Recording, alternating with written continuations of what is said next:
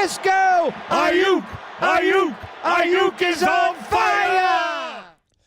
How about that? Happy Black Friday to you. Adam Copeland with you. Yeah, it's 9 a.m. Don't adjust your radio. Don't adjust your sets, right? Your TV sets, they say. Don't adjust your radio, your stream, wherever it is you're watching or listening to us. Twitch.tv/thesportsleader. YouTube, of course, at KNBR 104.5, the KNBR app, and on KNBR.com, or, of course, on KNBR 104.5 and 680. Hope everybody had a happy, healthy, safe Thanksgiving Day. 49ers get out fairly healthy. George Odom, the one guy they lose yesterday in the 31-13 victory, 18 points over the Seattle Seahawks. And how about this? I was just listening to the Matt Mayoko 49er Talk podcast with Jennifer Lee Chan on NBC Sports Bay Area. They put those out throughout the week, and they put one out on game day following the game. I was listening to some of the notes and stats and facts that they had coming in.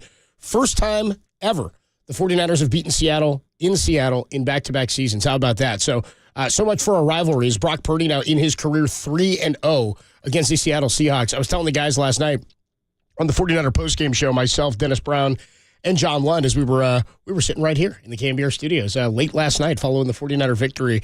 I was saying, I was back in 2002, I think it was, 2001 or 2. I got real into tennis with my mom.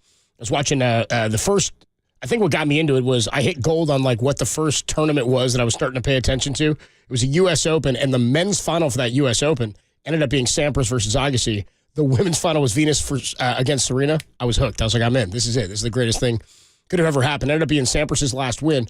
Anyway, didn't think you were getting U.S. Open 2002 talk, did you? U.S. Open tennis. Point I'm making here is shortly after that, like 03, 04, I think it was 03 when Andy Roddick won his first, maybe his only U.S. Open title.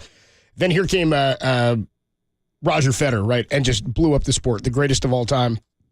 Absolutely unbelievable. And at one point, Federer and Roddick had a good back and forth. I think Roddick had maybe gotten him once or twice, and Federer was absolutely dominating him. And they asked Roddick at one point about the rivalry between he and Federer, and he said, I think I got to win a few before you call it a rivalry, right? And I wonder if that's what Brock Purdy feels like, because really, for the better part of this head-to-head back and forth between the Niners and the Seahawks, it has not been all that big of a rivalry per se, right? The 49ers were owned. I mean, every single time for the better part of a decade that they went up to Seattle. I think what makes rivalries live and why rivalries carry on are when a team generationally, year after year after year. Now, when you're in division, it makes it easier because the schedule maps out for you to see that team. It maps out for you to see that team in crucial situations where you're fighting to stay alive, where they're fighting to eliminate you, or they're fighting to stay alive and you're fighting to knock them off. And when you knock off a team that you just don't like, it feels a whole lot better, right? So for the Niners and the Seahawks, I mean, to go up there year after year after year after year after year and come out with a loss for some of the all-time great 49ers. I mean, Patrick Willis was on with Murph and Marcus Boucher earlier this week on KNBR. Say earlier this week. It wasn't last week. It was still earlier this weekend. And they were talking about how difficult of a place it is Seattle is to play. They said, is it really that tough? Where does it rank in places you don't like? And he said, it's one of my most hated places to play, said Patrick Willis. It was tough. Also, when you lose there over and over, it's a house of horrors. You don't have good memories of playing up there. Now the 49ers, after last night's 31-13 win, Brock Purdy shows up back-to-back years on a Thursday night. It's like, what's the big dedeal about going up and playing in Seattle? He actually had worse numbers this year in total, in his total stats. Played a pretty damn good game, though, 21 of 30. His first game up in Seattle last year, Week 12, 2022, in a 21-13 win where he had the cracked ribs. He had 217 yards passing, 17 of 26. Had a touchdown in that one as well. Did throw the interception yesterday. Somebody last night, by the way, on the postgame show on the text line. And by the way, take your calls and texts all afternoon long, or all morning long, I should say. I'll be with you till about 11:30 this morning, and we will hand it over to the pregame show for the first ever Black Friday football game. How about that? We got Miami Dolphins and the New York Jets. A Friday game, still 13 games on the docket for the Week 12 slate. We'll talk more about that in just a little bit. But somebody on the YouTube chat last night checked in. I think his name is Jason. What up, Jason, if you're listening out there? Do appreciate you checking in and watching and streaming all the time. Anyway, he goes, hey, I hate to say it, everybody, but Pick 6 Purdy is back. He goes, sorry, not sorry.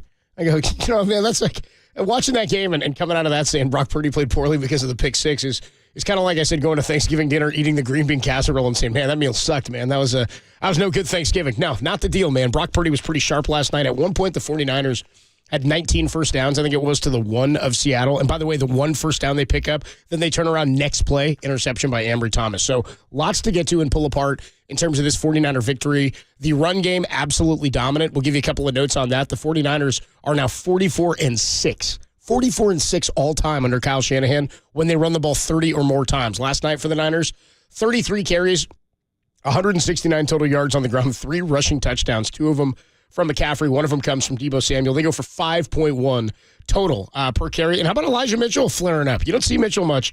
You forget about how good he was back in was it 2 years ago, I guess, when they went to the NFC Championship against the Rams back in 2021. I mean, he'd started the year as a, was he a 6th-round pick at a Louisiana Lafayette. They have an injury early to Raheem Mostert, like week 1. I want to say it was against the Lions or something like that in Detroit. I think they played the Lions. I want to say they went to Philly. A couple of tough games to open the season. The Lions ended up making it a big comeback. Remember, Matters were blowing them out, and then the Lions start coming back, and Nick Bosa's like, I already took the tape off my ankles, man. I can't get back in the game. Anyway, following that, following the injury to Mostert in week 1, Elijah Mitchell becomes a starter and ends up being the bell cow. I mean, at the back half of that year, the back part of that year, we can look at the number of carries, but he had some games where he was like well over 20 carries in a game, and he was just the only guy who was carrying it. Forget who else was back there. I don't think Burrito was still hanging around. You might have like a JaMychal Hasty sighting or something like that. But at one point they went, they got like Trenton Cannon. Remember that? Something like that? They had like dudes all over the field, like patchworking together a backfield. They ended up going to the NFC Championship. Anyway, some good work there from Elijah Mitchell. Christian McCaffrey, though, 19 carries, 114 yards. That's 6 yards per carry. He didn't look human last night. I've said this since the start of the year. It's different when you see somebody play live that's an unbelievable talent that you haven't seen before. Like somebody last night, and we'll talk a little bit more about this later as the season awards go. Somebody on the post-game show last night on the text line, 808 KNBR, by the way, if you want to check in here, on the Golden State Lumber and Building Materials text line, said, how come it is that, why is it that Fred Warner is not a guy who's like considered for Defensive Player of the Year? And I went, whew, it's a great question. Well, I think part of it is, and we've talked about how the value of running backs has changed, the scope of them, because we saw what the Niners did. Per my example just a minute ago, they went to the NFC Championship with a guy like Elijah Mitchell. Isaiah Pacheco's a damn good running back, right, for the Kansas City Chiefs. He's out of Rutgers. This guy was like a high draft pick. Had a great game last week, 89 yards on the ground. They won a Super Bowl with that guy last year. Patrick Mahomes at quarterback made up over 17% of their salary cap in 2022. That's the most any quarterback has ever made up percentage-wise of the cap since it came into existence. And previously, it was 1994 with Steve Young, where Steve Young made up like 14% or something like that. And that was the first year of said cap, right? Since then, it's got to be a little bit lower because you have to spread talent around the field. It's why the Brock Purdy value at resetting that position, it's what every team wanted to do. It's what the Chiefs wanted to do initially with drafting Patrick Mahomes. It's what sometimes you go out and you draft for need and for availability. You go, we can't pass on this quarterback. But I think a lot of times in today's game, with the way contracts are set up for receivers and for left tackles and for defensive ends, everything is built around the quarterback, right? The guys who are going to catch the ball for him, the guys who are going to block for him, the guys who are going to try to hit him on the defensive side and blow things up. When you see a team like the Chiefs win a Super Bowl with a guy like Isaiah Pacheco, I think it plays to the argument that running back value does not have to come at the top of the draft. Are the Atlanta Falcons better this year for having taken Bijan Robinson in the first round? That I don't know. I think they've misused him. There may be, by the way, no more egregious misappropriation of talent and misuse of talent in the NFL today than with the way Arthur Smith is using the offensive talent they have with the Atlanta Falcons. I mean, I don't know if Ritter is a guy. I do think Drake London's a guy. I do think Kyle Pitts is a guy. He's a freak athlete, never sees the football, and I do think that Bijan Robinson should be touching the ball a whole lot more than his timeshare with Tyler Algier or whoever else, Cordarrelle Patterson in that backfield. The point I'm getting to, circling back here to Fred Warner, is that on the defensive side of the ball, the linebacker has kind of been the same thing. It's not that it's been antiquated. It's that it used to be the most important position on the defense because you had to have a smart linebacker. You had to have a guy who could get the plays in, a guy who could command the defense and put guys in other positions. Now, I wonder if because of technology, and Marcus Thompson and I earlier this week were discussing this with the green dot, where you go, how much knowledge and information do you have to wear the green dot on defense? You've got to make adjustments. You're kind of countering to what's going on with, they give you a defensive set. You go out, you sit either in zone coverage, you're sitting in your man, you're coming in blitz, whatever it is that your defensive schematic is for that play. But my thought is when you've got a linebacker like Fred Warner versus a guy like Reuben Foster, who I know shockingly we remember wore the green dot, and that doesn't say anything, by the way, about your mindset in football. If you're wearing a green dot, they think highly enough of you that you can relay that play and you can command that defense. However, when Fred Warner's out there, I've got to believe, based on the way Aaron Rodgers talks about him, based on the way Tom Brady did, based on the high praise that he gets from top quarterback talent around the league, that he is somebody that not just physically can destroy your game. He's a guy that mentally can put guys in the right position. And I said going into yesterday's game, knowing that Talanoa Hufanga now is out for the season behind him, maybe there'd be, I don't want to say more pressure, but he becomes all that much more important. I used to think, maybe you could lose Fred Warner for a bit of time due to injury because you have Dre Greenlaw, who, by the way, just plays like an absolute missile all over the field. But if he's out there, your team is exponentially better. The 49ers with a dominant 31-13 win yesterday over the Seattle Seahawks. But Fred Warner, again, when we're talking about whether or not he could win DPOY, I don't think he can. I don't think it would happen. Sort of like I don't know that any position outside of quarterback now is going to win an MVP. There's a case that Christian McCaffrey, we can talk about this later, has a better shot at, or there's a better case for him winning MVP this year than there is for any other quarterback that's out there yet. Brock Purdy's MVP odds, I think, went up another notch yesterday after that victory. When it comes to Fred Warner, I think as it relates to McCaffrey, coming back to this to make the point real quick here, when you see somebody play every day, you're aware of what their talent and their impact and their fingerprints are all over the game, right? How they're constantly impacting the game, whether they're tipping a pass. Like Warrior fans, when you look at Brandon Pajemski's stats, do they look electric? No. They look okay for a rookie who's been playing for a few weeks in the league. When he's out there, though, it seems to me like his impact on the game for the Warriors is bigger than what's going to show up in the stat sheet. He'll jump a lane and tip a pass. You can't teach energy, right? Fred Warner kind of plays with his hair on fire. You look like Talanoa Hufanga is kind of like that. There are things that guys give you personality-wise and energy-wise that won't show up when somebody looks at a stat sheet and says, yeah, damn, he's a great linebacker. We know he's the best in football, but what's that impact on winning a football game? Is he doing anything to hit the quarterback in the way that Nick Bosa and Javon Hargrave and Cleve Furl and Randy Gregory? I'm only naming guys who got to the quarterback yesterday, by the way. Guys who were all in the backfield. And by the way, shout out to Sean Gibson, who generally has the tight end assignment per Greg Cosell of NFL Films. We thought maybe that would be something that they try to use to pick on Jair Brown. Didn't see much of that yesterday. Didn't even hear Jair Brown's name mentioned yesterday, which, got to tell you, pretty good thing. If you don't know about the young safety who's back there, it's probably a good thing if you don't hear about it. 49ers with a dominant performance, and we have not even gotten into the defense yet. 808 KNBR is the phone number to call. Is this, after what we saw yesterday, Niners were 5-0. Then they lose the 3 games in a row, right? Go on the bye, come on back. They're now 3-0 out of the bye week. They're 8-3. After the win for the Eagles against the Chiefs on Monday night, a lot of people were saying that's absolutely it. I don't think the Niners now can catch Philadelphia. It would take a lot. I mean, we're talking 3 losses now at least for Philly in a tight window. You're wondering why 3. They only need 2 to tie up with the 49ers. That's because then you're looking for the Niners to win out. We'll talk more about these schedules and how they shape up for the Niners and the Eagles after a loss to the Detroit Lions, or by the Detroit Lions yesterday at the hands of the Green Bay Packers. Also, the Dallas Cowboys with a dominant performance over the Washington Commanders, who, by the way, have already made a change today at one of their top coaching positions. We'll tell you about that coming up in just a bit. But Brock Purdy moves to 3-0 against Seattle. Brock Purdy's 2-0 in Seattle against the Seattle Seahawks. Both times he's done it on a short week. We'll give you his career numbers against the Seahawks. I got an all-time, well, not an all-time, it's a single-season 49ers record yet again now that Christian McCaffrey has claimed hold of. We got a bunch of stuff to get into today. Adam Copeland with you till about 11:30 today. We do have one football game, a Black Friday football game, the first ever in NFL history. It's going to be the New York Jets taking on the Miami Dolphins, and we've got that coming your way. We'll have the whole game for you right here on KNBR 104.5 and 680. I got a whole bunch of stuff to get to in terms of games and things that are going to be on our KNBR family of networks this weekend. What, you think this is my last day of work this week? You're wrong. I'll be back tomorrow with you on KNBR 1050 at 1 o'clock to get you ready for Stanford and Notre Dame football. How about that? That's coming your way tomorrow over on KNBR 1050. But we'll get you all the other games we've got on the KNBR family of networks. It's a holiday weekend. Kick back, relax, enjoy the 49er victory. If you're going out shopping, I'll be here for you till 11:30. Hanging out, celebrating a 49er win. Let's get into this one. Niners started the year 5-0. And it looked to us, I think, at 5-0 after that Cowboy win, we thought there is nobody that can beat this 49er team. They won 42-10. We thought absolute dominance.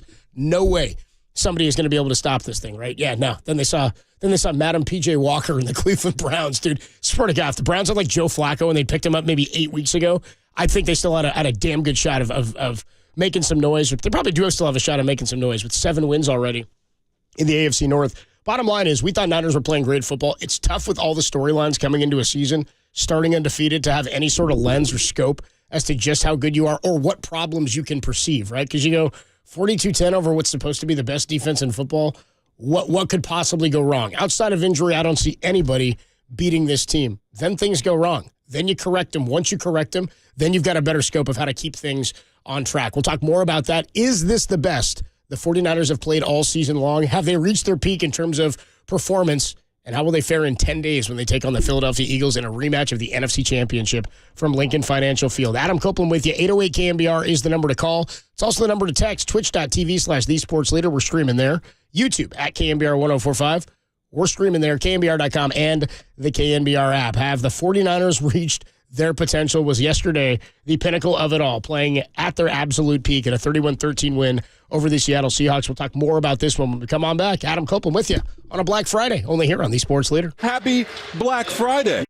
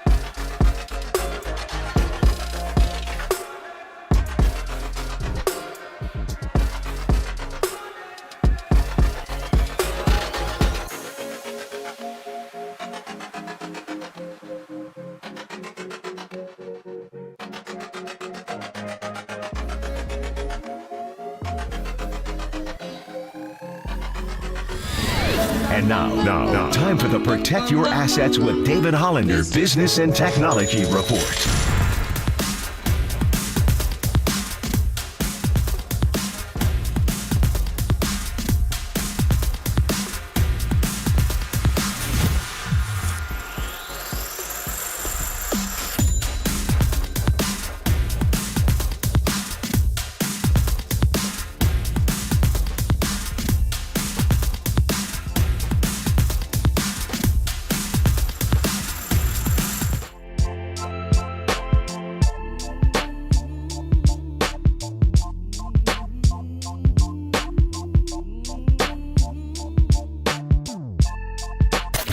Happy Thanksgiving weekend, faithful. We now return to Black Friday with Adam Copeland. Because it's Friday and you ain't got shit to do. On KNBR and streaming live on twitch.tv/thesportsleader. First down 10. Here's a play action to Charbonnet. Gino throws the out. Caught. Intercepted. Coming back the other way. The Niners take the ball back. What a play that was by Ambry Thomas. The Ambry man can. He told me he was going to get one this week, and he undercuts that deep out route and just rips it away for the pick.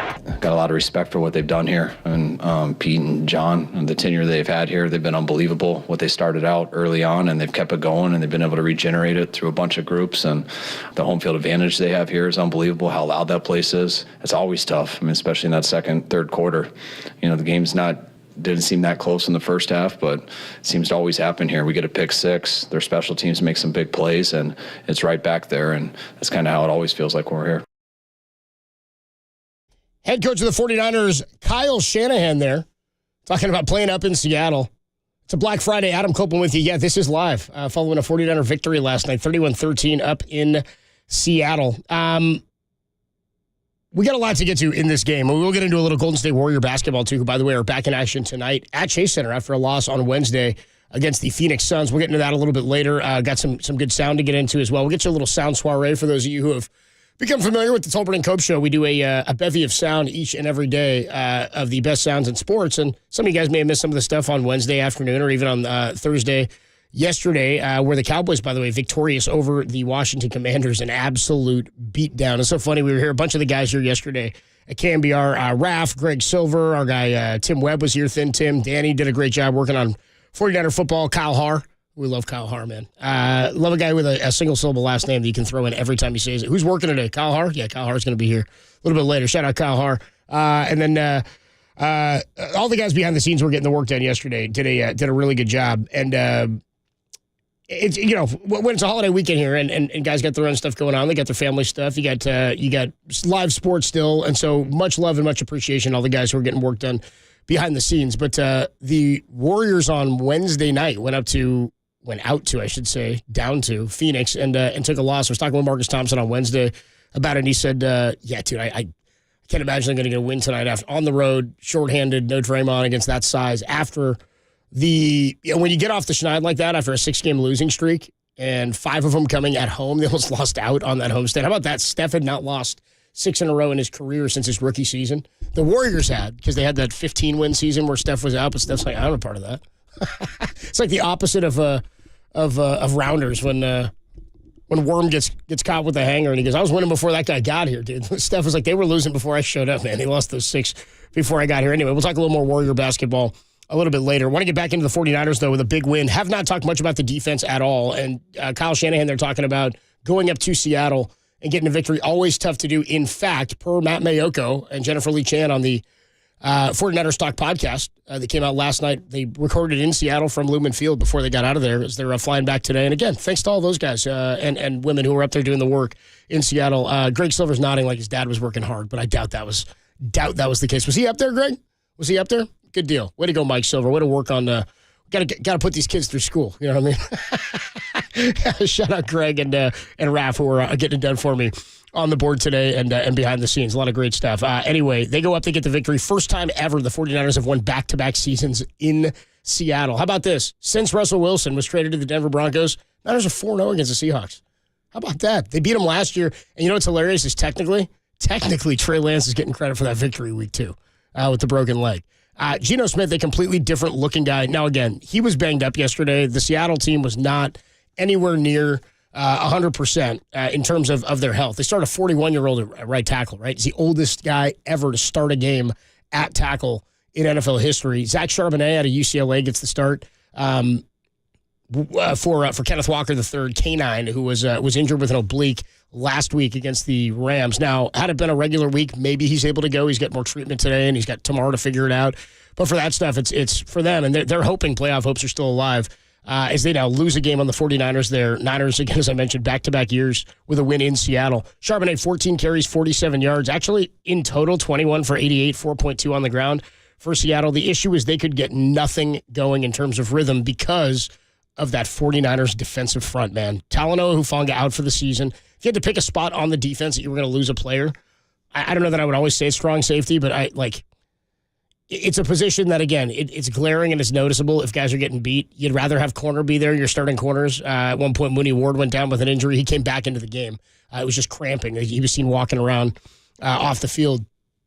Ended up coming back into the game. As far as linebacker goes, Niners have some pretty good depth there. If you lost Greenlaw for a period of time, and they have, you could survive that, especially when they used to have Alshire. I mean, that was unbelievable. They might have had 3 of the top 5 or 6 linebackers in all of football when you had Aziz and Greenlaw and Fred Warner. If you lose Fred Warner, you'd be okay at least for a period of time with Drake Greenlaw, and I think everybody would be fairly confident in that. You had Oren Burks out there, right, at the linebacker spot as well. They got Sammy Womack back and healthy at the DB position. He practiced all week. He was out with a knee injury for a long period of time at the whole beginning part of this season. So for what the Niners defensive line has done, and we'll talk more about this as we get into the show, 808 KNBR, by the way, number to call and to text if you want to get involved. I see a lot of you guys checking in on the YouTube chat. Thanks so much for joining me here on a Black Friday following a Niner victory.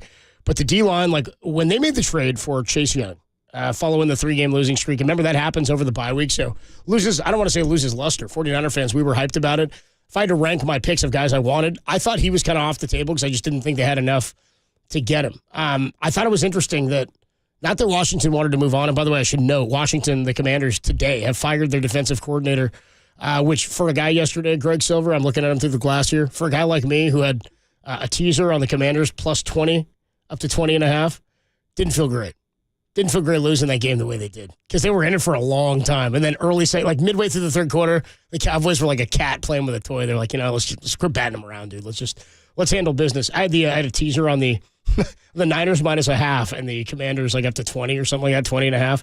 Right after they go down 20, I'm like, I'm still pushing here. And our guy Greg behind the glass says, well, they could miss another extra point. They might shank another one and you'll be all right. Dude, they go for 2. They pick it up. I said, screw you, Greg. Screw you, man. Then he goes, hey, if it makes you feel any better, Sam Howell threw that pick 6 later. He goes, it's got to make you feel a little bit better. I said, yeah, dude, unless you also started Sam Howell in a fantasy league. Like I did, so didn't feel great about that one. Anyway, Niners defensive line with Chase Young. I think we undersold the impact this was going to have. John Lynch, and I think this is the way to go. It's what coaches do. It's what GMs do. You say there's not one guy who's going to solve it all. One guy's not going to show up and fix everything here that's happening. Well, one guy can do. And in the case of Chase Young, and we made this argument and had this discussion all through the preseason and a lot of the offseason, one of the most intriguing storylines to me, and there were a lot of them coming into 2023, would Brock be healthy for the start of the year? If and when he is healthy, don't forget Trey Lance was on this roster throughout the preseason and played in that final preseason game for the 49ers. What's going to happen with Trey Lance if Brock is healthy? Does he sit behind him? Do you move him? These were all questions we were asking. Nick Bosa in the contract, off of a Defensive Player of the Year award. Javon Hargrave coming over from Philadelphia. The new defensive coordinator in Steve Wilks. A full season of Christian McCaffrey. If Brock's healthy, can he repeat what he even did last year? Will he look like the same guy?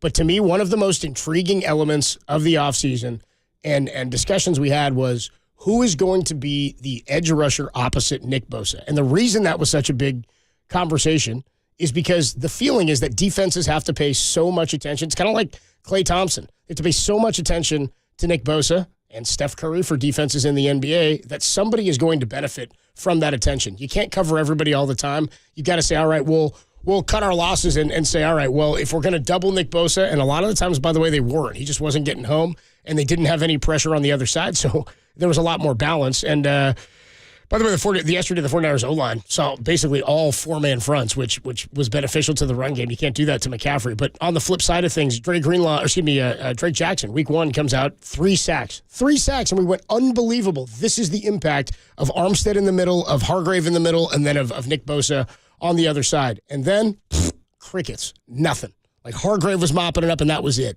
In the last 3 games, and they have escalated quickly. 4 against what was the first game out of the Jacksonville. Then you had 5 last week against Baker Mayfield and the Buccaneers. 6 last night against Geno Smith and the Seattle Seahawks. That's 15 sacks in their last 3 games. And by the way, they did get one from a defensive back in Tayshaun Gibson yesterday. So much like when Christian McCaffrey showed up, yes, having Elijah Mitchell was great. And the impact, I think, when you talk about the discrepancy in talent, it's drastic. And you wonder, well, the Niners are going to NFC Championships anyway, right? With Raheem Mostert and running for 4 touchdowns and 200-plus in an NFC title game. You've got, when Kyle Shanahan showed up, and we know about the Shanahan run game, when the most notable running back on the roster, week 1 in 2017 or whatever, when he got here, was Jerick McKinnon, who was coming off a knee injury, and Alf Morris. That's when I was like, I don't know about this thing, man. I don't know how this backfield's going to look. Matt Breida. Who the hell's Matt Breida? Who the hell was Matt Breida? What is this about?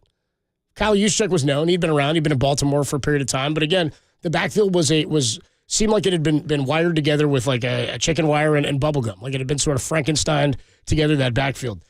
Then you get Christian McCaffrey and you see what an elite running back is capable of doing to an offense that is already clicking. Also, he's different. He's a pass catcher and he's a runner, right? He does so many different things for you.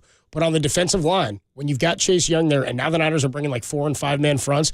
In that game against Jacksonville at one point, they had 4 down linemen, and Chase Young was standing straight up over the center.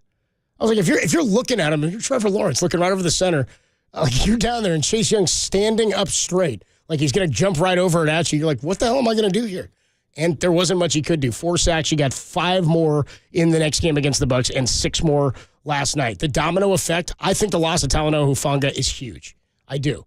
But it's like a closing pitcher in baseball, right? If you're a playoff team, you need him. You need bullpen. You need help. If you're a team rebuilding, what is Scott Barlow still doing on the Royals? You know what I mean? That's inside Friday baseball talk for you, by the way, in November. Here's Nick Bosa after the game. Nick Bosa was talking about what the increased number in sacks, what does he attribute it to? I mean, you got to let somebody go. You got to say, we got to go one-on-one with somebody. The Niners yesterday seemed like every sack they got happened the exact same way. We'll talk about that in a second. Here's Nick Bosa. Does, yeah. It's funny. After the game, nobody has any idea what their stats are. So it's a good problem to have. Nobody knows what their stats are. They're getting after it. Here's one more from Bosa on what happens when a guy like Tayshaun Gibson gets into the backfield for a sack. As long as it's in the D-line room, we're happy. So if a DB comes in there, we might have some problems. There you go. If the DB gets back there, he's like, yeah, that's an issue there. Chase Young actually did not get home yesterday. I'll give you the sack numbers here for the 49ers. Pardon me. Javon Hargrave had a sack and a half, which is incredible what he's able to do. I mean, one of the most unbelievable things to me was the year before Kyle Shanahan got here. I think it's 2016, right? The defense, I want to say, and Greg Silver, maybe you'll help me with this, they have 2 interceptions all year, I think the year before Kyle Shanahan got here. They had the huge push in the middle. First of all, they had Armstead playing outside. He was playing the edge. You had DeForest Buckner in the middle. Do you remember DeForest Buckner led the 49ers in sacks in the middle in 2016? Do you remember how many he had? He had 11 sacks in 2016. Imagine if you had an edge rusher. The next year they add D Ford. That might have been that could have been 17. In 2019, they had D Ford after the 18 jump off sides, right, in the championship game. Was that me? It was all me? Remember that? The mic picked it up on the field. That was tough. It was D Ford. It was. Which is shocking because it was almost never you, because you got to be on the field usually for it to be you, which I know. A shot at Ford. He shows up in 19, then, of course, 20 happens. The Niners end up with, 18 happens with Jimmy going down. They get Nick Bosa. Then you've got 2 edges, and you've got Armstead moved to the inside. We got to give some credit to what Eric Armstead has done this year, man. Alongside Javon Hargrave, who's an absolute monster. I think it's incredible the Niners were able to get him. But the way the sacks came yesterday is exactly, that's like textbook stuff. The edge was contained, it seemed like, on both sides every time, where you've got Chase Young coming on the left side. You've got Nick Bosa coming on the right side. I guess depending on which side you're looking at and from which angle. You've got guys on each side trying to contain, and they do. Frequently, what would happen with DeForest Buckner there was he'd push the pocket. He could force guys back into the face of the quarterback, which is the most uncomfortable place for a quarterback to be, pressure up the middle. they've got to roll to the side, and then quarterbacks would get out and run because there was nobody there to contain. Yesterday, first play of the game, I want to say, Geno had one where he bounced out to the left, might have picked up a yard or 2 yards or something like that, went down maybe right near the line of scrimmage. Shortly thereafter, every single time that they pushed they pushed the quarterback back out of the pocket, he had guys closing on the outside, or guys closed on the outside, he had to step up, and Hargrave and Armstead were there to finish the sack. And a couple of times Fred Warner was just like jumping over the top of the line, like, I would have been there if it was 3 yards behind it, but I was right there. So Hargrave, another sack and a half. You get a sack from Tayshaun Gibson, get 2 sacks yesterday from Nick Bosa, a sack from Eric Armstead, and a half a sack from Kevin Givens, just for good measure. One of the plays of the game, we'll get to your thoughts on this too. I want to shout out just a sort of a random play. Darrell Luter Jr., this guy, after the 49ers come down to their opening drive and score a touchdown, Darrell Luter Jr., who is a DB 5th or 6th rounder, I want to say, activated yesterday for the first time this season. It's week 12. You're playing for the San Francisco 49ers in Seattle in a rivalry game on Thanksgiving in your first active game in your NFL career, and he saves a potential kickoff return for a touchdown. I mean, we're talking a shoestring. He wrapped up. That was upper body strength. For the kid to step in and be ready like that, first tackle of his career. The kickoff by Jake Moody. Here it is. Eskridge will run back their kicks tonight. Far left, 20, Game could have been way different. 30, all the way to midfield, and he's going to get tripped up and saving a touchdown on the play is Darrell Luter Jr. How about that? Darrell Luter Jr. Picks up the tackle there in the first quarter after the Niners come out on an opening drive touchdown. By the way, it was like their 7th or 8th opening drive touchdown of the season. They've been fantastic early on, starting fast. We got more to come from this one. Niners 31-13 over the Seattle Seahawks. I got a couple more great notes for you, too. Brock Purdy, 3-0 in his career against Seattle. He's 2-0 in Seattle now in his career. Niners, first time ever as a franchise, have won back-to-back games in back-to-back years in Seattle. That's pretty incredible. I guess it's just one game each, but each year that they've won in back-to-back times. And this used to be a place where it was a house of horrors, right? Absolute dominance of the Seahawks over the 49ers. Pre-Kyle Shanahan era, and actually Kyle had struggled mightily against Seattle until Brock Purdy showed up. So for all those wins we talk about for Jimmy Garoppolo, Brock Purdy's like, yeah, no big deal here with the Seattle Seahawks. Let's talk more about the performance of Christian McCaffrey yesterday. He got a handful of games without 100 yards rushing, and also not had a performance like this where he got 2 rushing touchdowns and also did okay through the air, caught 5 balls through the air yesterday. McCaffrey, 19 carries, 114 yards. He snapped that touchdown streak a couple of weeks back when they did not get into the end zone against Jacksonville. He actually set a 49er franchise record yesterday. I'll tell you about that next. Adam Copeland with you. It's a Black Friday. 808 KNBR is the number to call and to text. McCaffrey setting records for the Niners again. I'll tell you about it. Coming up next on the Sports Leader.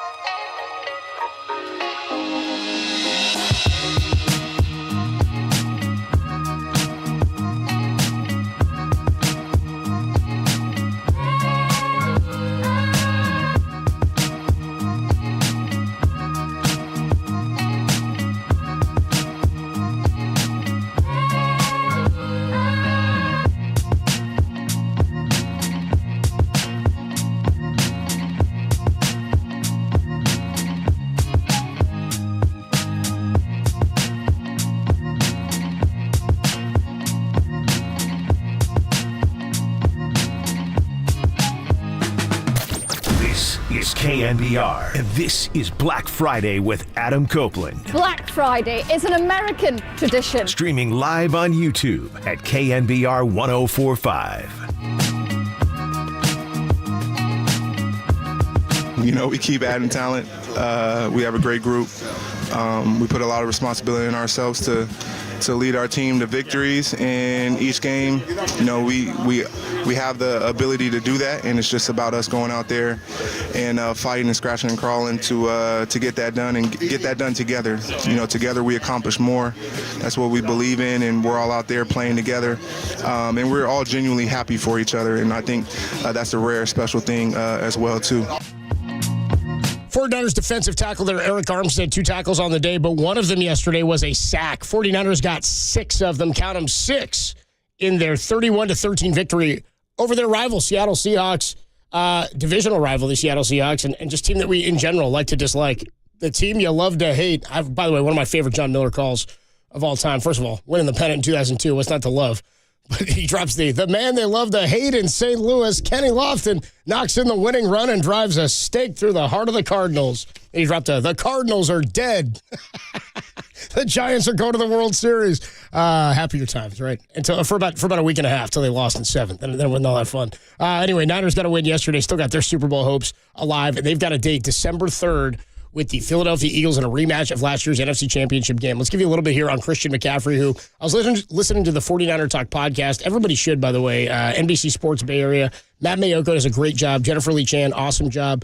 Something you guys should know when you're listening to certain guests and writers and hosts, very few people with like beat writer type access for the 49ers. Same with the Warriors. Like, there's certain writers in the Bay Area, and I think just if you're from here or you've been following sports here for a long time and the Bay Area media personalities that have covered a lot of these teams for years, you understand that when certain people say certain things, it rings a little bit more true or it rings a little louder. When Marcus Thompson tells you something about the Warriors, you should listen, right? When he's talking about something with Stafford, he's telling you something he heard or something he saw. Usually he's speaking based on not just experience or necessarily something that was told to him, but generally these guys or women are speaking from a place of context, right? Where they've been around the team for so long or they've been around these guys or had these conversations that when a coach does X, he knows X might happen. Marcus the other night said to me, I think they're probably going to lose in Phoenix after that tough fought game. It's always tough to end a losing streak, and usually it takes so much. A lot of times that's what Vegas will say. You bet against the team. When a team breaks the losing streak, you bet against them on the next day. The human element oftentimes will kick in. Anyway, when it comes to guys like Matt Mayoko, Jennifer Lee Chan, they're around the team a lot. They have great access. There are very few 49er beat writers that are as close to the team and as close to the players and individuals and cover them year-round in the way that Jennifer and Matt do. Anyway, Matt Mayoko and Jennifer on their podcast last night after the game from Lumen Field saying Christian McCaffrey, 2 more rushing touchdowns last night, set a 49ers single-season franchise record for rushing touchdowns with 11. It's week 12. I know the guy had scored, 18 consecutive or whatever it was, but that was both rushing and receiving. It was consecutive games with touchdown scores for Christian McCaffrey. He was getting in with receiving, and he had 5 catches yesterday, by the way, for 25 yards on 6 targets, I believe, is what it was for McCaffrey. Ayuk, by the way, just the 2 catches, but had the game-sealing touchdown reception for 28 yards. That was the long pass of the day, by the way, for Brock Purdy. That was a hell of a throw. Put that in between. If you look at that throw again, he's sitting in, it's like zone coverage, and it looks like zone coverage, and you've got Brandon Ayuk running what looks like a little post pattern there, and he gets right into the spot. And Brock Purdy's throwing the ball, like we always talk about throwing to a spot. He puts it in between the defenders. Ayuk has to run and reach out and grab and dive for it, and then he rolls into the end zone. But one of the best throws I think you'll see Brock Purdy ever make. I mean, that was an absolute dime. And Kyle Shanahan said after the game they were kind of holding their breath. You're worried about it, but then it ends up working out. Anyway, McCaffrey on the day, 19 carries for 114 and 2 touchdowns. There's a case, and we were talking about it this week, Marcus Thompson and I, who was in for Tom Tolbert. He'll be back on Monday, by the way, after the holiday weekend on Tolbert and Copes. We were talking about McCaffrey and where Brock Purdy stood, because at the beginning of the year, there were a handful of guys that I think on the Niners you said, and for me, there were very few. There was 2 guys who I looked at on the Niners and said, if you lost this guy, they may not win a Super Bowl or their hopes are take a hit drastically. And that was Trent Williams at left tackle. It was Nick Bosa at defensive end, right? You figure if you don't have Bosa out there, you don't have your defensive player of the year, a lot changes. And this was before Chase Young was here. Still feel that way, by the way, with Bosa, because we see what's happened since Chase Young shows up. Bosa's getting more sacks. Even if Young is not filling up the stat sheet with numbers, and he did get a half a sack, I want to say definitely in his first game, maybe in the second one too, last week against Tampa. His impact is obviously felt. The same can be said about Fred Warner, who is felt on the stat sheet, of course, interceptions, and he'll pick up sacks, he'll tip passes, he can disrupt defenses, but a lot of what he does is about how he beats you mentally.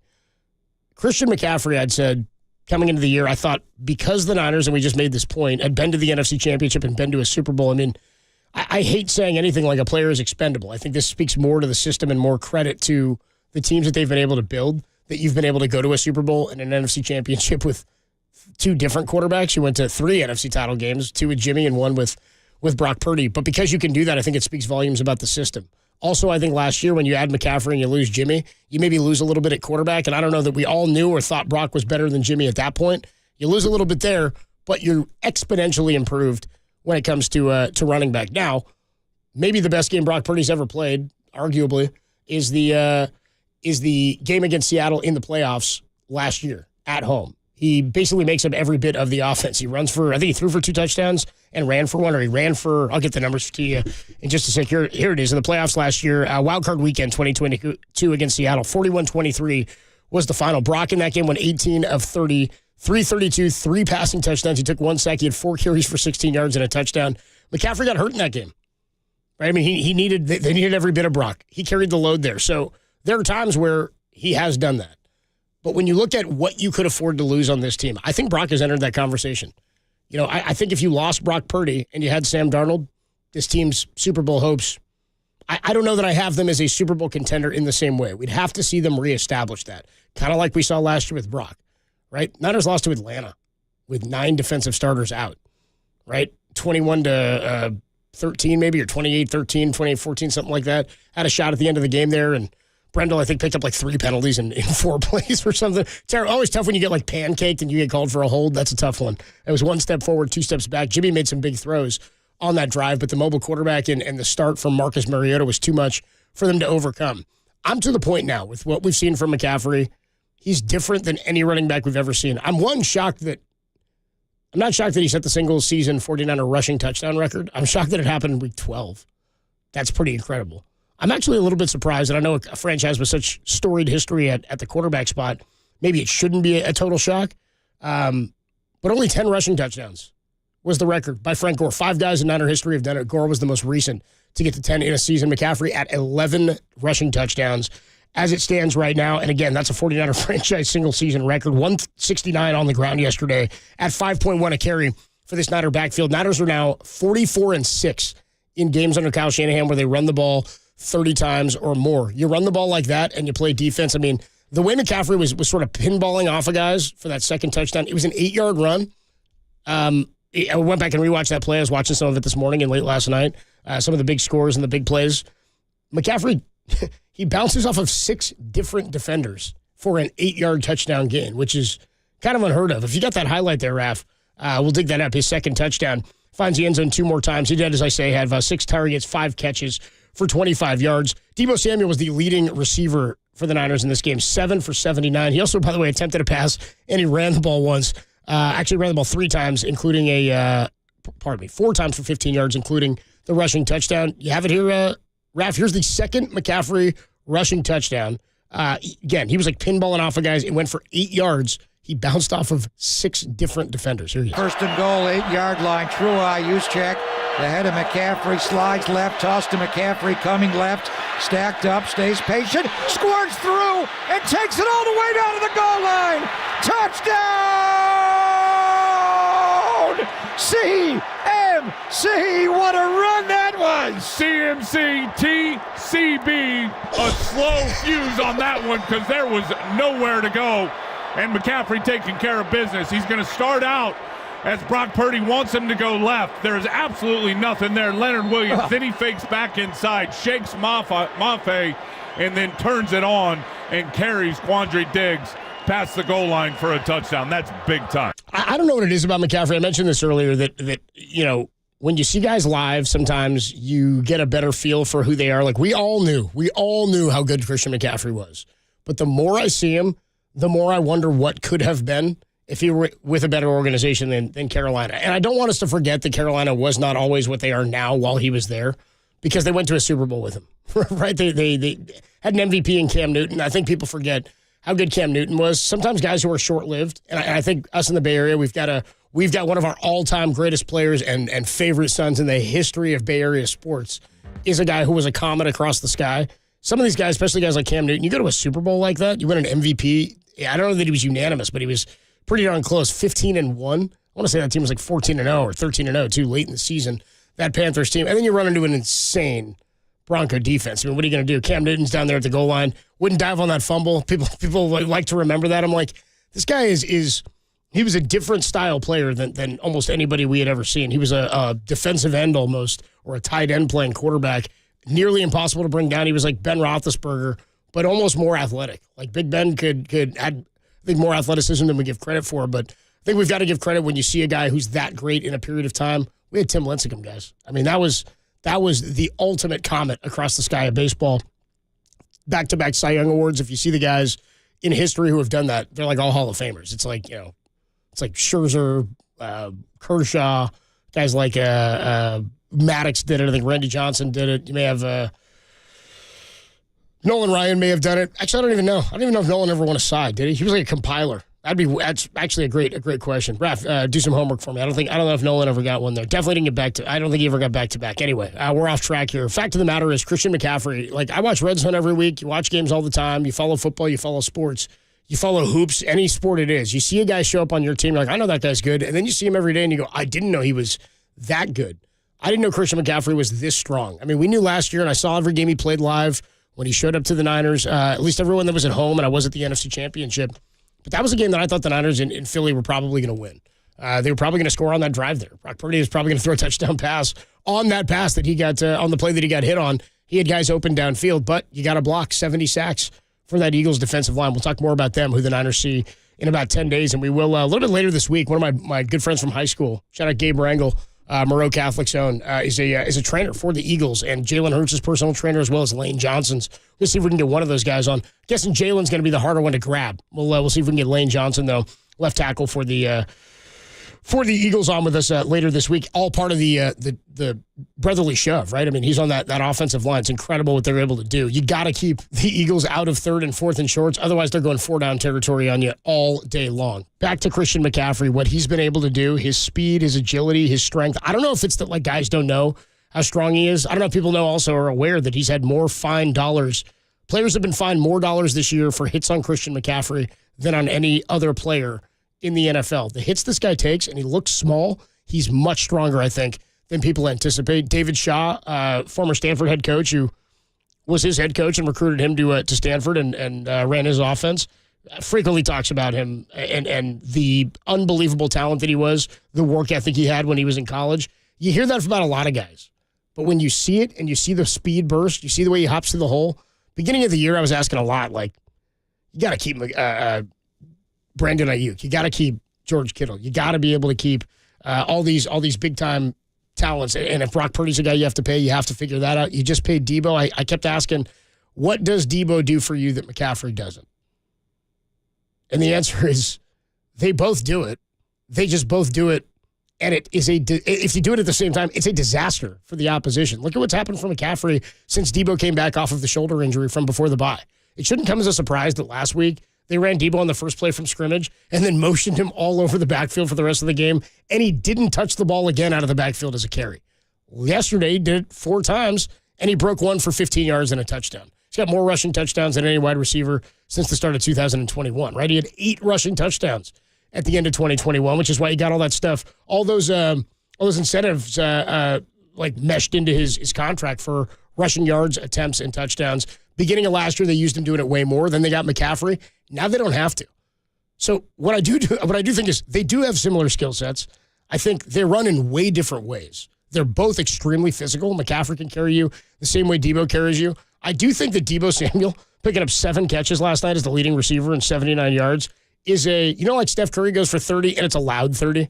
Like when he hits it, it's like he's shooting from the moon and he's like, people are going nuts. Kevin Durant, you'd look up in the late third quarter every game, you're like, dude, he's got 28.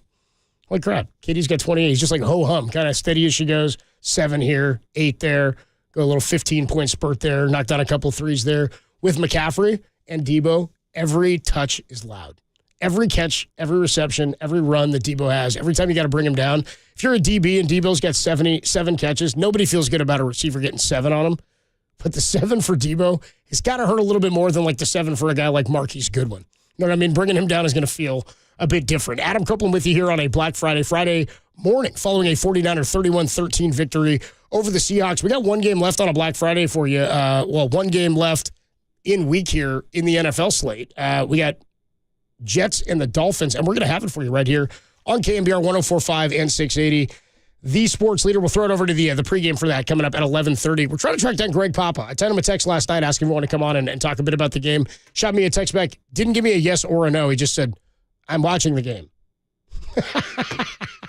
He's rewatching the game. So I said, all right, well, if you're done by like 11-ish or 11:10 or so and you're up for it, bro, give me a call. We can talk a little 49er football. If not, lines are open. 415-808-KNBR, 808-5627.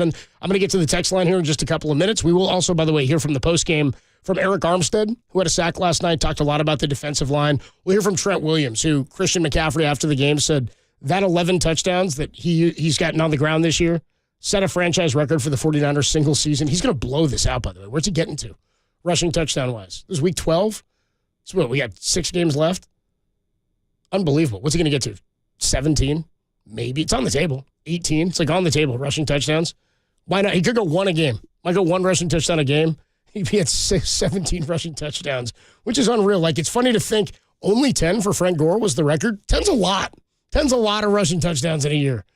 That's a lot of runs. Anyway, 808-KNBR is the number to call or to text if you want to get involved. Here's Eric Armstead. He was on with Papa and Tim Ryan after the game last night. He got a sack, and he's having a fantastic year, man. I mean, Javon Hargrave was the shiny new toy. He was the big free agent acquisition. News came out about his signing right as free agency opened. Eric Armstead, though, steady as she goes. A guy who's done everything the team has asked of him. Switch positions. He's the longest tenured 49er. Right? He's been here since Chip Kelly. How about that for Eric Armstead? In the middle of that defense, I think he was much maligned, I think, at the time that they decided to trade DeForest Buckner. And it wasn't like it was we've got to trade him now. It was they couldn't sign him to the contract. They staggered, and I know right after Eric Armstead got a contract, and people were like, how did he get it? And Hargrave, it all didn't line up the exact same way. Niners went to Hargrave, or Niners went to Buckner and said, hey, we can't pay you. If you want to search for the trade in the spot that you're looking for, you can do that.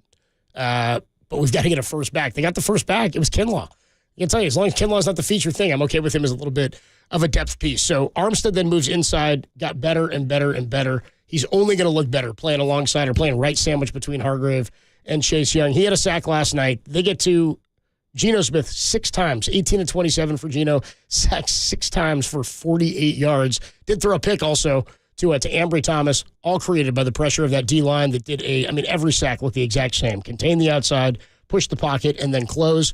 Here's Eric Armstead on the postgame of the win last night with Greg Papa and Tim Ryan. Eric Armstead going to join us downstairs. Speaking of family, longest tenured member of the 49ers. Congratulations to you, Mr. Armstead. And 6 quarterback sacks tonight, and they're just coming from all over the defensive front, not just the ends, but the Gravedigger had a sack and a half. You got another one. T. Gibb got one. Bosa a couple. Givens got one. Just talk about the way you're collapsing the entire pocket from all sides of your D-line, Eric. Yeah, we have to work together to get the quarterback down. No one can do it individually. And we've been playing at an extremely high level, and we got to keep it going, keep getting better, keep building continuity, and keep making these steps to get to where we want to get. You know what I loved, and it seemed like in the second half after the pick six, after a great first half by you, that they had momentum. Every drive, Eric, in the second half, you guys had a sack on the drive. Hard to overcome that as an offense. Yeah, 100%. That could have been a huge momentum shift, No but doubt. How you respond is everything in those situations. And Nick had a big sack, knocking them back, getting them out of field goal range, and so they couldn't score. And we just kept kept, fighting. Going into the game, we were like, whatever happens today, we know we can win the game. There's going to be adversity, there's going to be ups and downs, but just keep fighting and keep playing hard. It's hard to pick an MVP of this defense, certainly with so many guys playing well, but I can't find anyone who's played better than you have since the bye week going to Jacksonville. It's clicked for you. I've told people for a long time, he is a rare player with rare skill sets. The last 3 games, though, is as good of a block as you've put out there. Talk about that.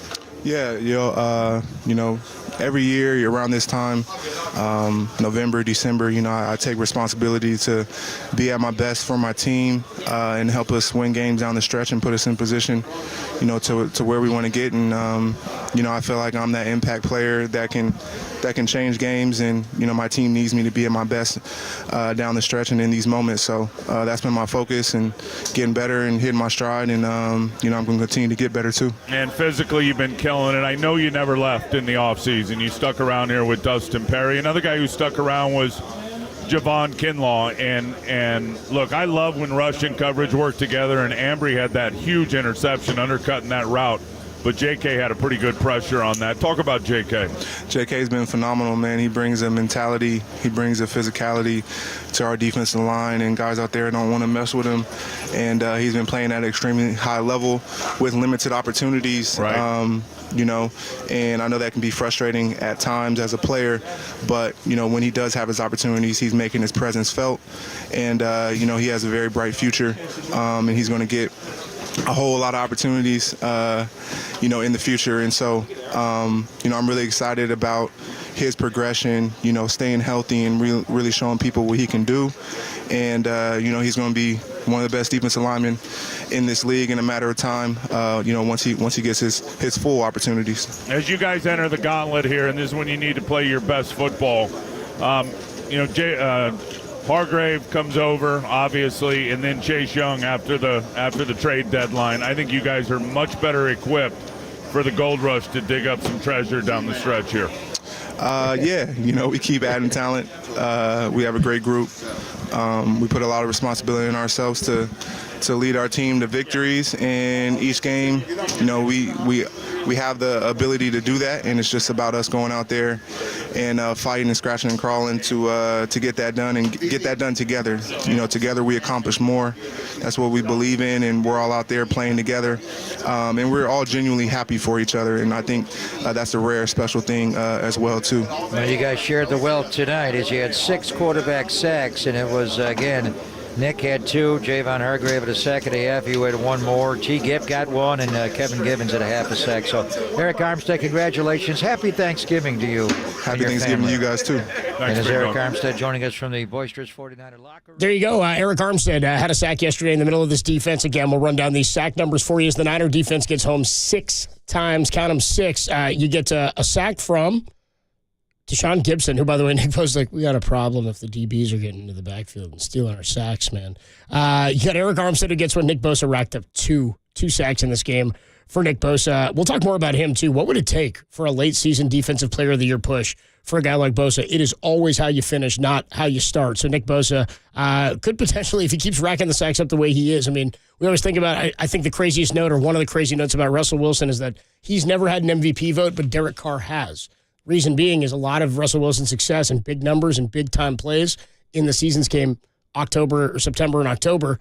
Patrick Mahomes, brilliant in September and October, really in September. Then he gets into the later months, and they turn it on again offensively. So you've got to come on strong at the end of the year. It's where a lot of MVPs are won and lost. Shout out CeCe Sabathia winning a Cy Young with the Brewers, right? Started like every other day for a month. Remember that, Raph?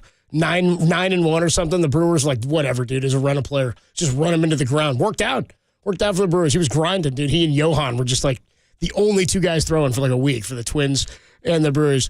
And bringing it right back to Nolan Ryan, 0 Cy Youngs. My boy Timmy Lincecum, he's got him covered. When we come on back, let's take a quick break. We will hear from Trent Williams a little bit later on the post game. We'll get you a little bit on the Warriors, who, by the way, play the Spurs tonight as well. When we come back, we got a lot of people checking in, and I appreciate all you guys who are hanging out on the stream on YouTube and twitch.tv/thesportsleader. We're hanging out with you till about 11:30 today. And a lot of you guys, we're going to get to a bunch of your texts. Shout out to 415 who just texted in.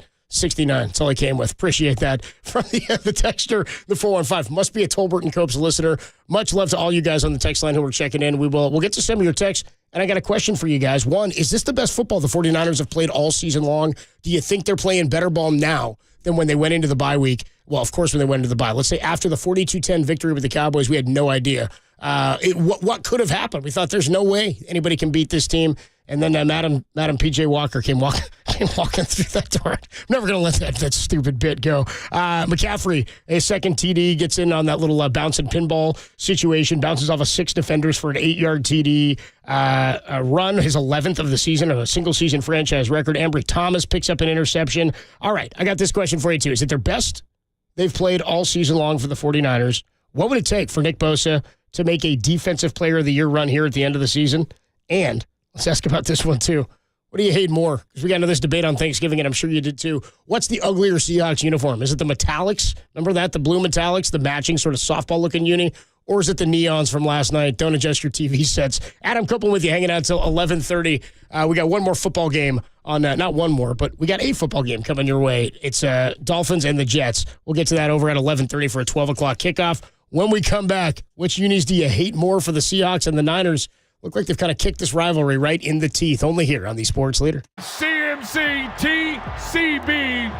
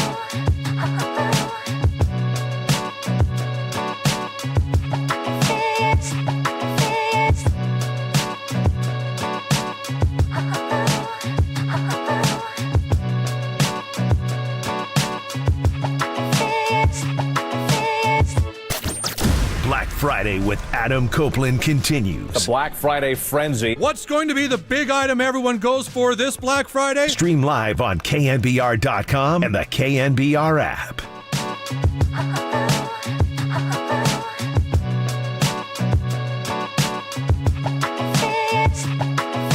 McCaffrey goes in motion out right. Comes tighter right, but still lines up behind the offensive line. They give it to Deebo Samuel, a walk-in touchdown. Touchdown! San Francisco! Deebo Samuel is hunting, and George Kittle provides a huge hole for him. More rushing touchdowns for Deebo Samuel than any receiver. Shouldn't come as a surprise. Than any receiver in football since pro football, since 2021, or the start of that season, where he had 8, of course, at the end of that year, near the midway point, before they acquired, or before Elijah Mitchell came back, became the starter. Then, of course, Christian McCaffrey last year acquired. Jeff Wilson Jr. traded out to Miami, who we may see some of Jeff Wilson Jr. today, by the way. 11:30 pregame for the Dolphins and the Jets, and we will get you over to that in just over an hour. Adam Copeland with you here on a Black Friday, hanging out. Everybody, if you're out there shopping, driving around, hope you're being safe, hope you're being smart, careful out there this holiday weekend. And hope you're getting those good deals on a Black Friday. You got Warrior basketball tonight. How about that? 7 o'clock tip out at Chase Center. You get the Warriors and Wembanyama comes to town for the first time. And Steph Curry and company look to pick up a W. The Spurs and the Warriors tonight. Then they're off tomorrow, Sunday and Monday. And then Tuesday, Draymond Green returns in a in-season tournament game on Tuesday night in Sacramento against the Kings. How about that? How about that? Draymond Green, I'm sure that was all accidental. Marcus Thompson, but I'm sure it was totally random that it ended up being the 5-game suspension, and he's coming back against Sacramento in the play-in, which is already getting pretty good ratings, apparently. Doing okay. We are streaming right now on YouTube at KNBR 1045, twitch.tv/thesportsleader, and, of course, on KNBR.com and the KNBR app. Quick check of the Golden State Lumber and Building Materials text line. Thanks to everybody who's checking in. Really do appreciate that. 408 says they cannot wait until next week for the Eagles. This is good. I mean, I don't know if the horse is dead yet, but we're going to beat the hell out of this thing all week long. I mean, 10 days now you get. And the Eagles, by the way, no cupcake. We'll get into that schedule in about 12 minutes or so at 10:30. What the Eagles schedule looks like, what the 49ers looks like, what the Cowboys looks like. The Lions lost yesterday. That was a big thorn in their sides and a sort of a monkey wrench in their plans for trying to win a number 1 seed, because their schedule still lines up pretty good.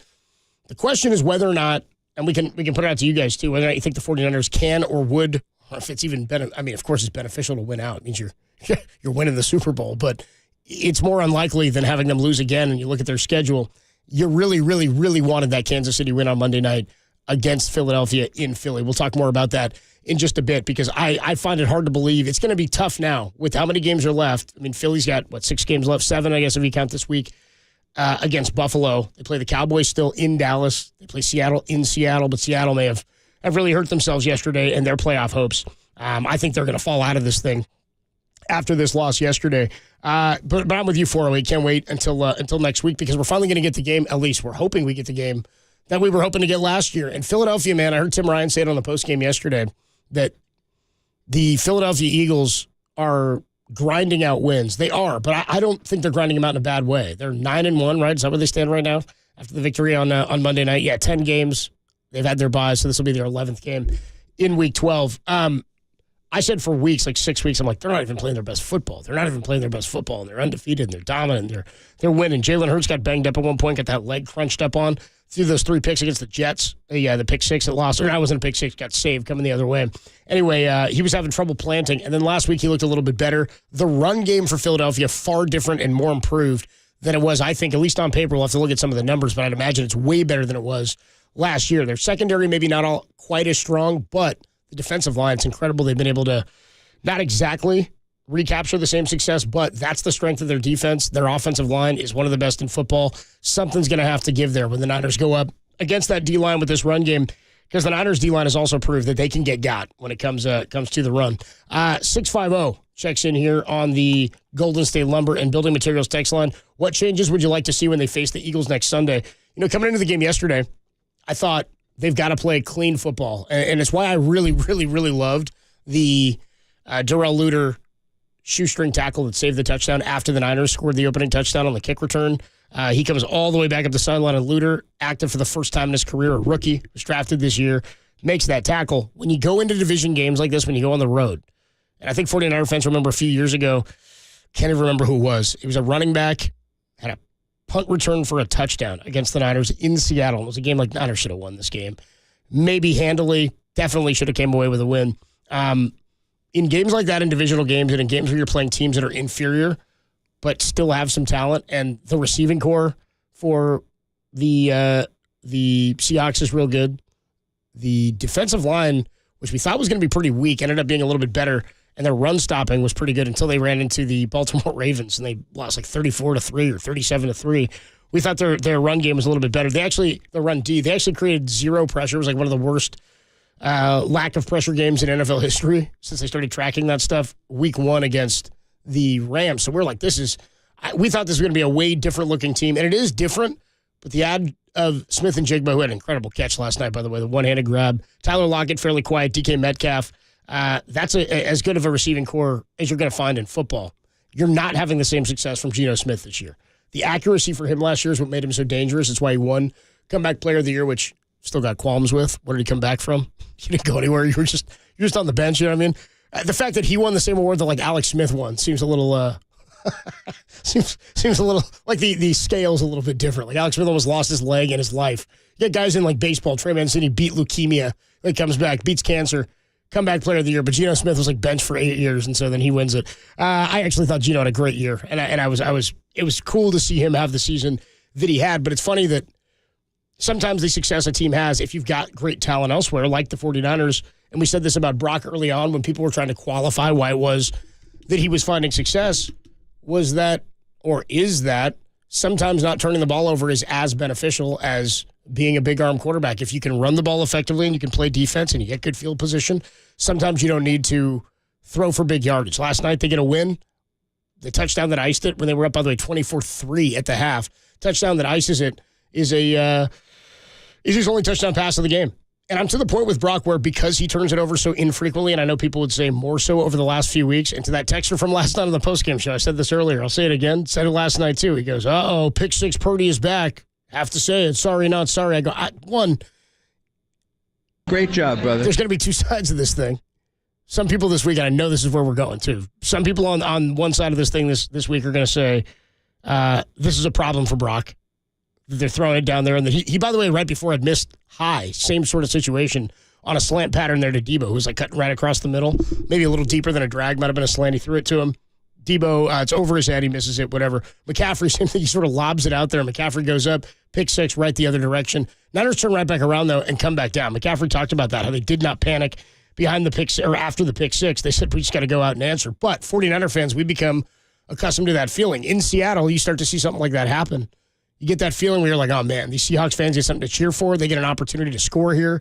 If they do anything here to start to get themselves back into this game, it can start to get a little wonky, and things stalled a bit in the third quarter. So to the 650's question about what I wanted to see them adjust, I thought that you got to take care against inferior teams. You've got to make sure you don't leave doors open. Can't make bad penalties.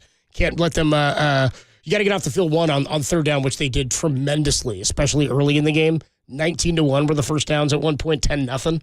At one point, was terrible. It was awful in terms of the offense for Seattle. They got no rhythm. And then when they did pick up their first down, next play, I think it was the next play, they throw an interception to Ambry Thomas. So for inferior teams, you can't let them have opportunities in areas like special teams, penalties, things that'll let them get back in the game. Against the Eagles, you've got to play your game and do what it is you do well. Get after the quarterback, make Jalen Hurts feel uncomfortable. And I don't know that that's an easy thing. You know, people go, mobile quarterbacks beat the Niners. Mobile quarterbacks beat a lot of teams.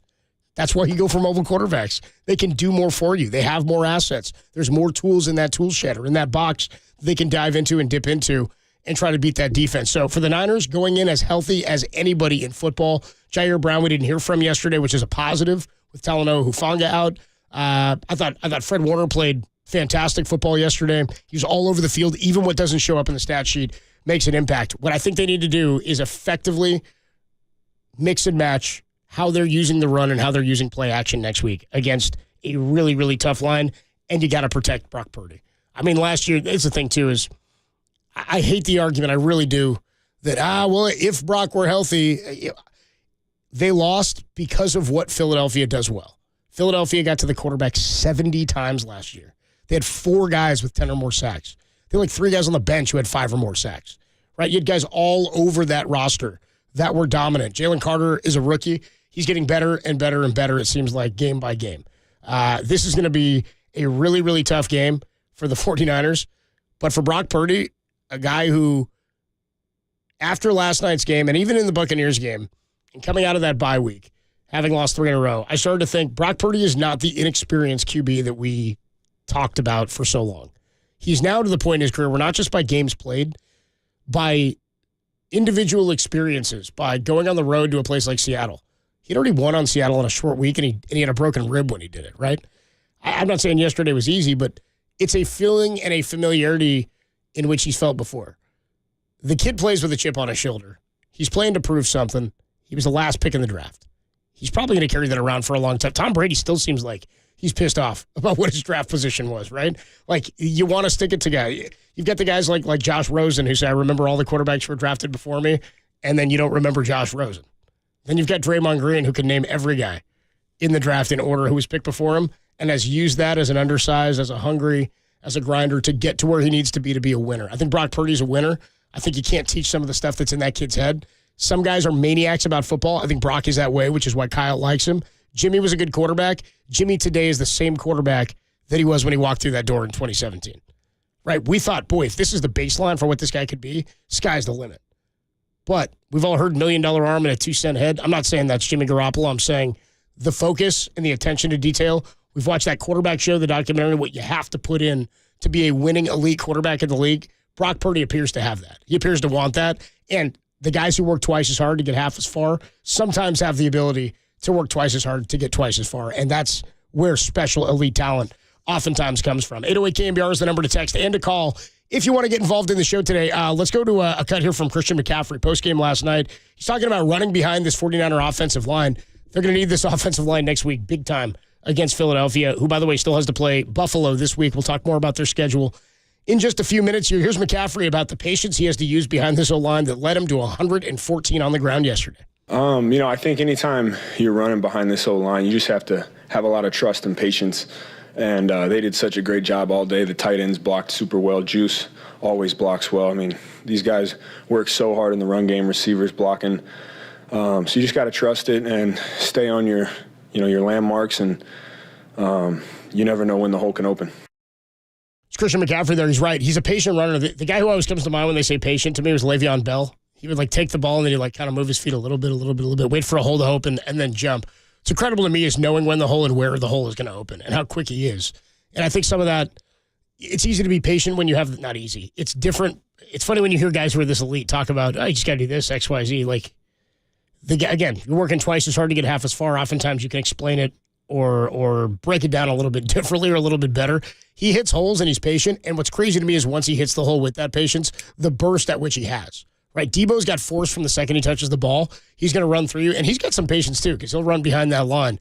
McCaffrey will jab one way, shoot through the line, bounce off a guy like we saw yesterday for an 8-yard touchdown. He bounced off 6 and avoided 6 different defenders. More here from Christian McCaffrey.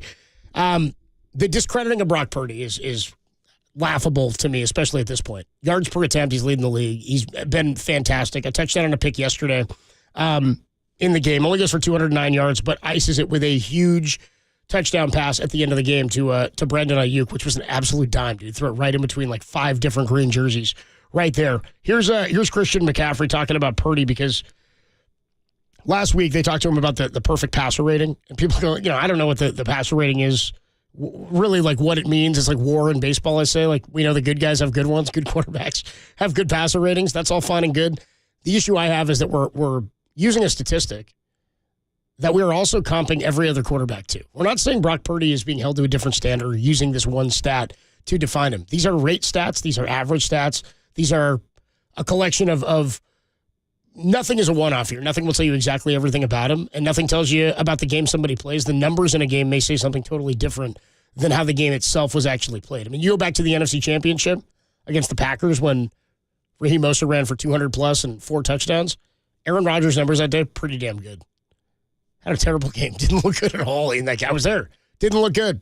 The numbers came out pretty good. The notion that Brock Purdy needs this talent around him to be successful, everybody needs good talent around them to be successful.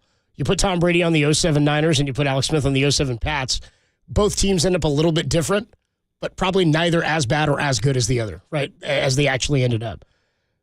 The issue is that the people that we're using or the players and the talent we're using to discredit Brock Purdy are the exact same guys that are turning around and saying, you guys don't know what you're talking about. We're playing with this guy.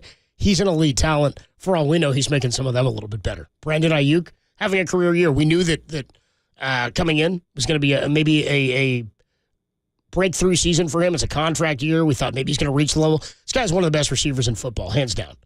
Statistically, I mean, who knows what he does in an offense where he's got Patrick Mahomes? Sure. That stuff is different. But in order for him to get the contract he wants, he's kind of a quarterback that can deliver the football. I don't think at this point there's a discrepancy with anybody that Brock Purdy's a better quarterback, talent-wise, decision-making-wise, than what Jimmy Garoppolo was. Here's McCaffrey on his quarterback, Brock Purdy. Ice in his veins. Yeah. No, I mean, he's such a good player, man, and he makes plays all over the field. And, watching just how consistent he is back in the huddle. He's never too high, never too low. He's consistent. And then constantly, anytime he's got the ball in his hands, there's a play to be made, and he can make it. There he is. I mean, guy played with an MVP in Cam Newton, right? 408 on the text line says, of course, that was a bad throw by Purdy on that pick six, but that was also play calling. That was the other side of things, 408, I forgot to get to. I was saying some people will say Purdy shouldn't be doing that, or this is an issue. The other side is that some people will argue that why is Kyle calling a pass play right after he just called a pass play from like his own 8-yard line or wherever they were when he threw that pick. And he said that. Why is Kyle trying to throw out of their end zone when the running game was working as well as it was last night? Run it out of the shadow of the goalpost and then start throwing it. I'm with you. I don't like that mistake either. I think that's a bad mistake. I don't think the play calling was as good as it should have been there. That said, later in the game when he throws that touchdown, I don't know about you guys, I was getting lulled. Maybe it was the turkey. Maybe it was the run game. I was getting lulled to sleep by the run game of the 49ers, and then all of a sudden, bang, touchdown. Brandon Ayuk. I hear you, 408, and I'm with you. I thought the play call was an interesting one right after he had just overthrown Debo on the play right before that from their own end zone. I thought, okay, get the clock moving again. The counter to that, 408, 49er defense, outside of the pick six, they lost 6 points in the game. Outside of that pick six touchdown, 6 points allowed in the game by the Niner defense, comparable to the 6 sacks they picked up in the game. One more here from Brock Purdy, 49er starting quarterback, talking about what McCaffrey gives to this offense. He sets the record yesterday, single-season rushing touchdown record for the 49ers, previously held by Frank Gore, and 4 others scored the last to achieve it at 10. McCaffrey's got 11 rushing touchdowns. Here's Brock Purdy. Yeah, I mean, Christian makes runs like that all the time. I don't know if people really realize it, just the open field and stuff. What looks like isn't much, he just keeps his motor rolling. Guys get behind him and push, or he'll, just spin out of something and get a couple extra yards. And then on that play, it's like, all right, yeah, we're going to be down inside whatever the 10. And then he just kept going and fighting and driving. And it's like, yeah, that's Christian McCaffrey, man. He's a dog. And you just never know when he's going to keep going or get out of something. So for him to do that didn't really surprise me. But at the same time, I look up to that kind of stuff. He gives us a spark, man, and an energy to the offense when we need it most. So respect to him. 23 years old, man. Brock Purdy's unbelievable, dude. This guy. We'll get you some more notes on him, too. I'll give you his notes, by the way, against Seattle. 3-0 in his career against the Seattle Seahawks. He beat them in Seattle last year, 21-13 on a Thursday night, just like this one. 217 was the yardage. 2 touchdown passes. Did take a sack. Had 4 carries for -2 yards in that one. McCaffrey went over 20 carries for the first time as a 49er in that game last night. They didn't need him to. 19 for what did he go? 114 yards on 19 carries. That's 6 yards a carry. Niners 44-6 now under Kyle Shanahan when they run the ball 30 or more times. They ran it at 5.1 a clip last night. Brock Purdy's second start against Seattle, maybe his best start you can argue in his career. They needed every bit of this offense in the wild card weekend win over Seattle last year at Levi Stadium. 18 of 30, 332, 3 touchdown passes, and he ran for a touchdown as well. And then last night, he started red hot. The accuracy is incredible. I genuinely am fairly surprised when he throws an interception.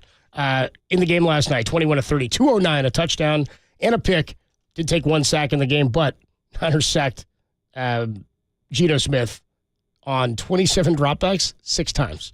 So pretty damn good for this Niner defensive line. When we come on back, let's get into, let's hear from Kyle Shanahan on the postgame. What did he have to say? The only major injury or only injury really to report out of this one is George Odom. George Odom goes down with a torn bicep, which just sounds brutal, man. So he's out now for the remainder of the season. Nick Zakelj had the same thing. He's out for the year after last week. But Niners, as healthy as any team in football, going into a rematch with the Philadelphia Eagles.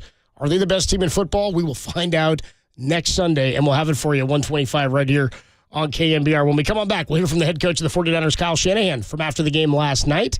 What did he think of Christian McCaffrey, Deebo Samuel, Brock Purdy, and that defensive line's performance? That's next. Adam Copeland with you till 11:30 when we hand it over to the Jets and the Dolphins pregame for a Black Friday NFL tilt. We'll have all that for you right here. We are streaming on YouTube, Twitch, and the KNBR app. Adam Copeland, Black Friday, only here on the Sports Leader. Happy Black Friday.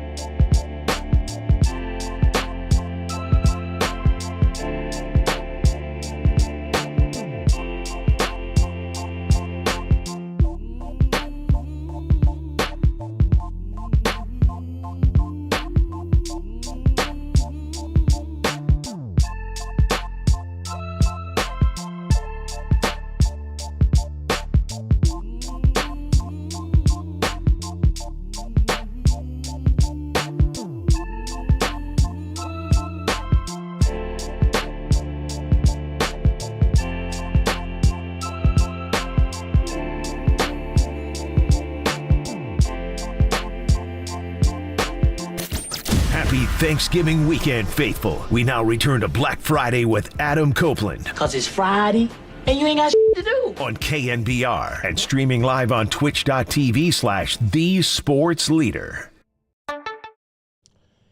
Adam Copeland back with you on a Friday morning. How about this? Black Friday morning, people out and about shopping. Hope you're having a happy and healthy and safe Thanksgiving. Be careful out there this weekend. Hope you're enjoying family and friends. And it's a cool in downtown San Francisco here. I walked in this morning from my apartment. It was chilly, man. It's a nice November morning. Sun is out, and you got a little bite to it. And you got a football game coming up in about an hour and 17 minutes and 50. Well, I'm not going to give you the seconds because they're taken away as we speak here. It's going to be the Jets and the Miami Dolphins. We'll have it for you right here on KNBR. I'll be with you for about another 45 minutes or so till 11:30, and then we'll hand it over to Miami and New York to get you an AFC East till we'll get you Kyle Shanahan's postgame press conference here in just a minute. 707 checks in on the Golden State Lumber and Building Materials text line. Really do appreciate all you guys who have checked in, said hello, and just hanging out on a Friday morning on this holiday week. Everybody who's checked in on twitch.tv/thesportsleader and on YouTube, the account at KNBR 1045, and of course on the KNBR app. 707-808-KNBR is 808-KNBR is the number to call. 707 on the text line says, I hate Niner fans. I'm going to be laughing my ass off if the Niners lose the next two and the Hawks win the next two, including beating the 49ers. Then guess what? The Niners and Hawks will have the same record at 8-5. Yeah. And you know who would have the tiebreak? The 49ers, because they have not lost a division game yet. They have one division game left after Seattle in 2 weeks. They get Eagles, then Seattle, right? Then they get Arizona is what it is. So the Niners, by the way, would still own the tiebreak, at least at that point. They would have one loss in Division 2 Seattle. Seattle would still have two losses in Division 1 to the Niners and 1 to the Rams, who they missed the field goal against last week. 17-16 was the final. So maybe get your tiebreak straight, 707. All right, let's go out to the interview. Kyle Shanahan, post-game press conference. He met with the media after the Niners beat Seattle 31-13. They clinched in Seattle last year. This was a good win here, and the Niners get 10 days off as they get ready to take on the team that knocked them out of the playoffs and eliminated their Super Bowl hopes in 2022, the Philadelphia Eagles. Kyle Shanahan, after the win up at Lumen Field in Seattle, stepped to the podium, and here's what he said. George Odom, biceps, definitely he was out the rest of the game. We'll look into him tomorrow, but most likely tore it, so that usually is season ending, but you never know if you can have a chance to come back later. We'll have to look into that tomorrow. Charlie Warner got evaluated for a concussion, but he cleared, went back in. That's all I got now. How do you feel with just coming out of this one, Kyle, with the way your defense played and everything? I'm just getting a win. I feel great, especially to have 3 days off after this. It's definitely a different 3 days when you don't get it with the win. The way the defense played tonight was unbelievable. Just them to keep them out of the end zone the whole game, the 6 sacks. The way I thought our corners played on the outside, just a real impressive game, and real excited to watch it. Nice reaction to Brock's touchdown pass there, kind of a little fist bump. What was your emotions watching that throw, watching that play? I couldn't believe he was throwing it. The zone coverages guys were so deep, and which usually you can check it down right underneath them and get about 12, but Brock thought he could drop it in over the guy, and it was a clear view for all of us, and it was just a hell of a throw. Like, perfect touch, got it over him. I think it was Diggs, and it was a big play that sealed it. Does it take guts to make that throw? Like, what does it take to make that kind of throw? That's what he does that pretty consistently. He's always trying to get that one in. He very rarely does he check it down and you tell him he missed the deep one. He looks at it that way. Actually, he proved to us while the ball was in the air it was the right decision.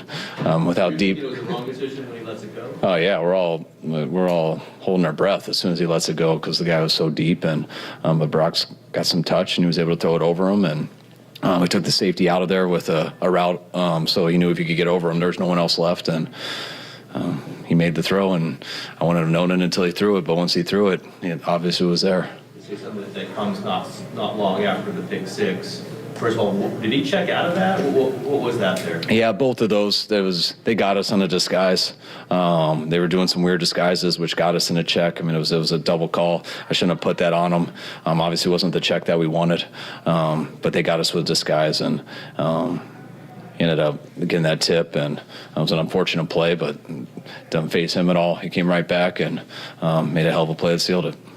You mentioned the sacks, and I know you guys said all year that they were probably going to come at some point. I think 15 over the last 3 games. What is allowing the pass rush to get home so well right now? I just think how much we're rushing as a group has changed. I just think the guys I think after we came back from the bye week, I just feel like we've moved a little bit better. Obviously, adding Chase helps to the group, just the depth of it.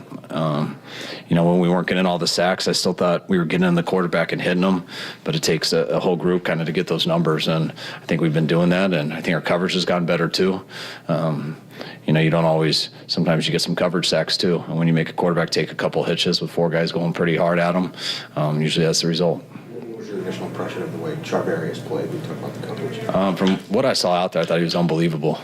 Don't get to see all of it, so I'm excited to watch it on the plane, but he's been pretty consistent coming here. I thought he had an unbelievable game last year on Thursday night up here, and it seemed very similar today. Did you challenge him at all? He mentioned something in his on-the-field interview about you going up to him and challenging him about DK and wanting him to be on DK for this game. Yes, a little bit. That's definitely the way I would like it to be, just how he's played in the past, and he didn't hesitate. He was up for the challenge. He's been up for it throughout last year, as you guys could see, and he was up for it today and didn't disappoint. He was real impressive. He's traveled with a receiver this season.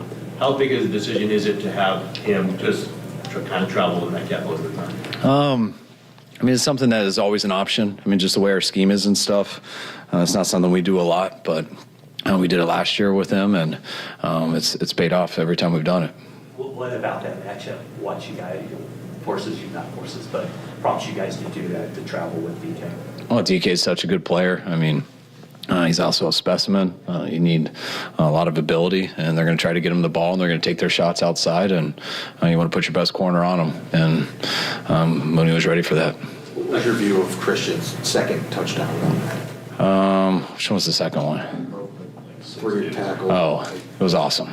I didn't think it was going to be there. And then the way that he got in and finished it off, and it's always, once they get it close, then I'm always starting to look down because I'm starting to think of a first and goal call or inside the 1 and stuff like that. But Christian finished all of them there, and I didn't think they didn't look like calls that should have scored, but he made it come to life.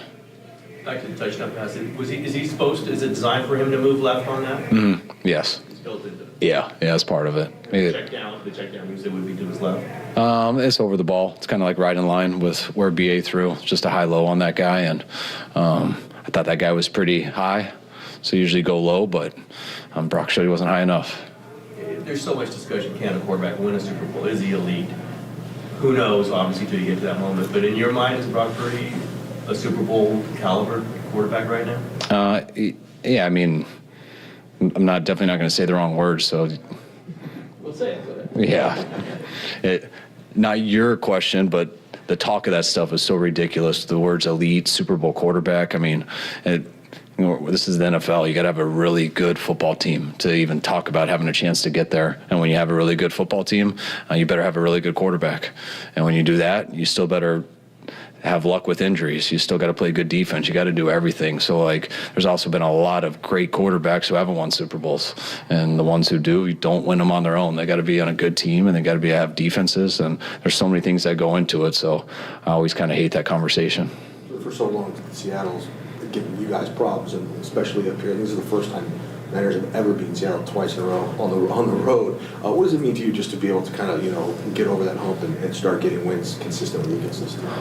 It's not something I think about a lot because you think of every game, every Sunday, how bad you want to win. But, I got a lot of respect for what they've done here. And Pete and John, and the tenure they've had here, they've been unbelievable. What they started out early on, and they've kept it going, and they've been able to regenerate it through a bunch of groups. And the home field advantage they have here is unbelievable, how loud that place is. And it's always tough, especially in that second, third quarter. The game's didn't seem that close in the first half, but it seems to always happen here. We get a pick 6, their special teams make some big plays, and it's right back there, and that's kind of how it always feels like when we're here. Just to nitpick a little bit, you guys did have a 21-point lead at halftime, but did it feel like you had the opportunity to really close the door and let it kind of get away and gave them some life? Yeah, definitely. But also, and I go into halftime expecting that. I don't expect us to come out and give it to them. I don't expect that, and I still expect us to play good.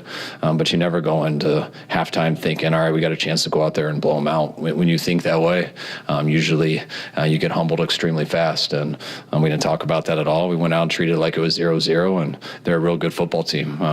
We had the advantage in the first half, but that third quarter was tough, and we gave them some life there with that pick six, which they generated it by some of the plays that they made. But that's a real good football team, and always thought it was going to be close. Were there some hearing issues with the plays? Sometimes it seemed like they're coming out of the break, the huddle a little slow. It was a little bit like trying to communicate a little tough there? You can ask Brock that when he comes in. It's always hard to communicate in that huddle. It's in all the substitutions and stuff, but that's one of the harder places to hear in the huddle. It's something that we go over a lot throughout the week.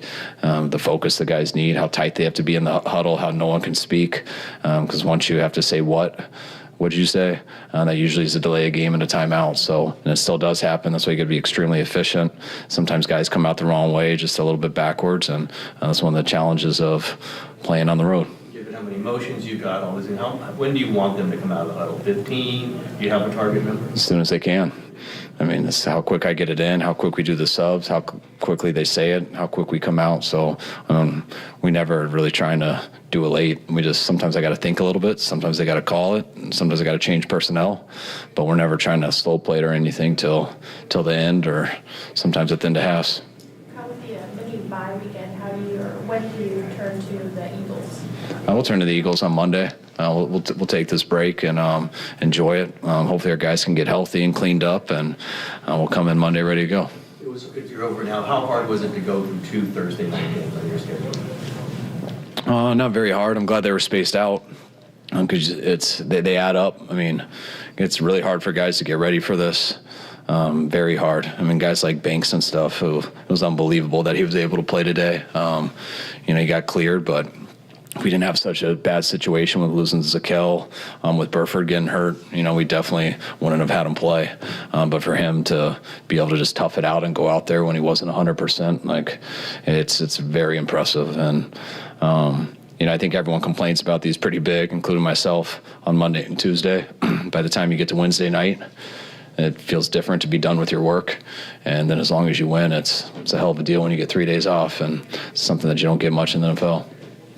Kyle, I know you said you're not going to start digging into the Eagles till Monday, but what's it been like this kind of 10-day stretch? You have this game that's so important for NFC West standings. You have that game coming up that's so important for seeding. Are you thinking about that? Not really. We'll see what it is in the end. I know it's when you compete with guys for the playoffs or for the division or home or away, the head-to-heads do matter a lot, but they all matter. And, I know everyone's talked about this stretch, but the Jacksonville win was just as big. Last week's win was just as big versus Tampa, and it's just about having a better record when it's all said and done. You have to do anything in safety with George potentially out for the season? Do you have to move people around, or? Yeah, we're gonna have to do something, because we were having to do some stuff anyways as it was, and to lose George. George is he's been unbelievable. He's been one of the best special teams players in the league here, and he's a very good safety for us too. So we've been thin there with the depth, and losing him's a big deal. We'll have to see what our options are here though when we get in. All right, guys. All right, thanks guys. There was Kyle Shanahan, head coach of the 49ers, following the Niners' 31-13 win over the Seattle Seahawks, where they run it 33 times at 5.1 yards per carry. McCaffrey leads the way with 114 on the ground, his first in about a month, where he goes over 100 yards on the ground alone. 2 rushing touchdowns there for him as he sets a 49ers single-season franchise record, 11 rushing touchdowns on the year. Niners 44-6 under Kyle Shanahan when they run it more than 30 times, and they're now 8-3, getting ready for a date with the Philadelphia Eagles on December the 3rd. That's now 9 days away. Then they get the Seahawks yet again. Then you'll get a real tough game against the Baltimore Ravens on Christmas Day at Levi Stadium. And then we'll get into the back end of the season there after Christmas. The 49ers' hopes for a number 1 seed are not gone, but they are dwindling after the Eagles got a win over Philadelphia on Monday Night Football. They get the Bills on Sunday afternoon. But that game's in Philly. We'll talk more about that when we come on back. We'll look at the schedule for the Eagles, talk about the games yesterday, and we'll get you a nice little sound soiree. How about that for those who have joined us on the Tolbert and Cope Show every weekday here on KNBR 2 to 6 in the afternoon. We give you the best sounds from across sports, regardless of what the sport is. We got heavy on 49ers today on a Black Friday. And you do have one more NFL game coming your way today, coming up at 12 o'clock. We got a 12 o'clock kickoff for the Miami Dolphins. Where is that game, Raph? Do you know? Off the top of your head real quick. Greg, you know? Nobody in the studio knows. I just know those two teams are playing. I think the game's actually, it's in New York. Yeah, I was going to say, I think they played already in Miami, didn't they? So that game's being played in New York, and we will get you out to that game in about a half hour at 11:30. But before we do that, we got a sound soiree to get to you. Some great sound from Stephen A. Smith, where for those of you who watched the Warrior game the other night when Chris Paul got ejected by Scott Foster, you know about their history. Stephen A. Smith thinking that Scott Foster probably just should not officiate any games anymore that Chris Paul is a part of. If you did not see the Cowboy halftime show yesterday against the Washington Commanders, Dolly Parton was the halftime show, and she was dressed like a Dallas Cowboy cheerleader. That got the attention of Tony Romo. We'll talk about that. A record-setting performance in the Commanders and Cowboys game. Tell you about that in just a few minutes. Also, Kevin Garnett, Greg Popovich, that's all showing up in your sound soiree. We'll get you a little bit more on the 49ers and the Seahawks before we get out of here at 11:30 to get you over to the Jets and the Miami Dolphins from MetLife Stadium in New York. It's going to be – it's not – who's the starting quarterback today for the Jets? It's Dan Boyle. That's right. Dan Boyle. Who's that? Dan Boyle? Dan Boyle, Raph? The defenseman for the Sharks from like years ago? Yeah, I don't think he's starting a QB for the Jets, no. We'll get you more on the Jets and the Dolphins. That's coming up at 11:30 for the pregame and then kickoff at 12 o'clock. When we come back, your sound soiree, some of the best sounds from across sports from this holiday week that you may have missed. That's next. Adam Copeland with you on a Black Friday, streaming on twitch.tv/thesportsleader. We're on YouTube at KNBR 1045, the KNBR app, KNBR.com, and of course, right here on The Sports Leader.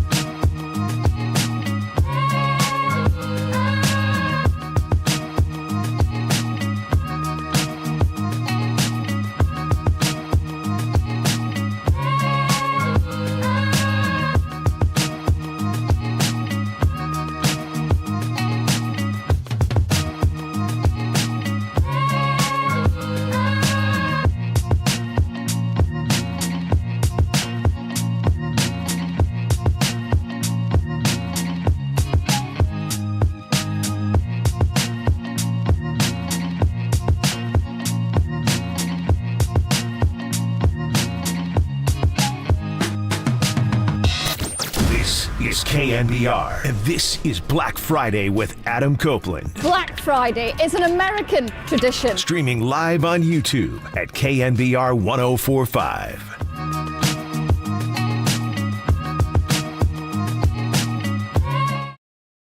Adam Copeland back with you on Black Friday. It says an American tradition. So is me working every day. That's becoming an American tradition pretty quickly. What? Got one more in me tomorrow. Stanford and Notre Dame. Wrapping up Stanford's 2023 season. We'll be live at 1 o'clock over on KNBR 1050 to get you ready for the final Stanford tilt of the year against their longtime rival, the Notre Dame Fighting Irish. By the way, Notre Dame's got a quarterback, Sam Hartman.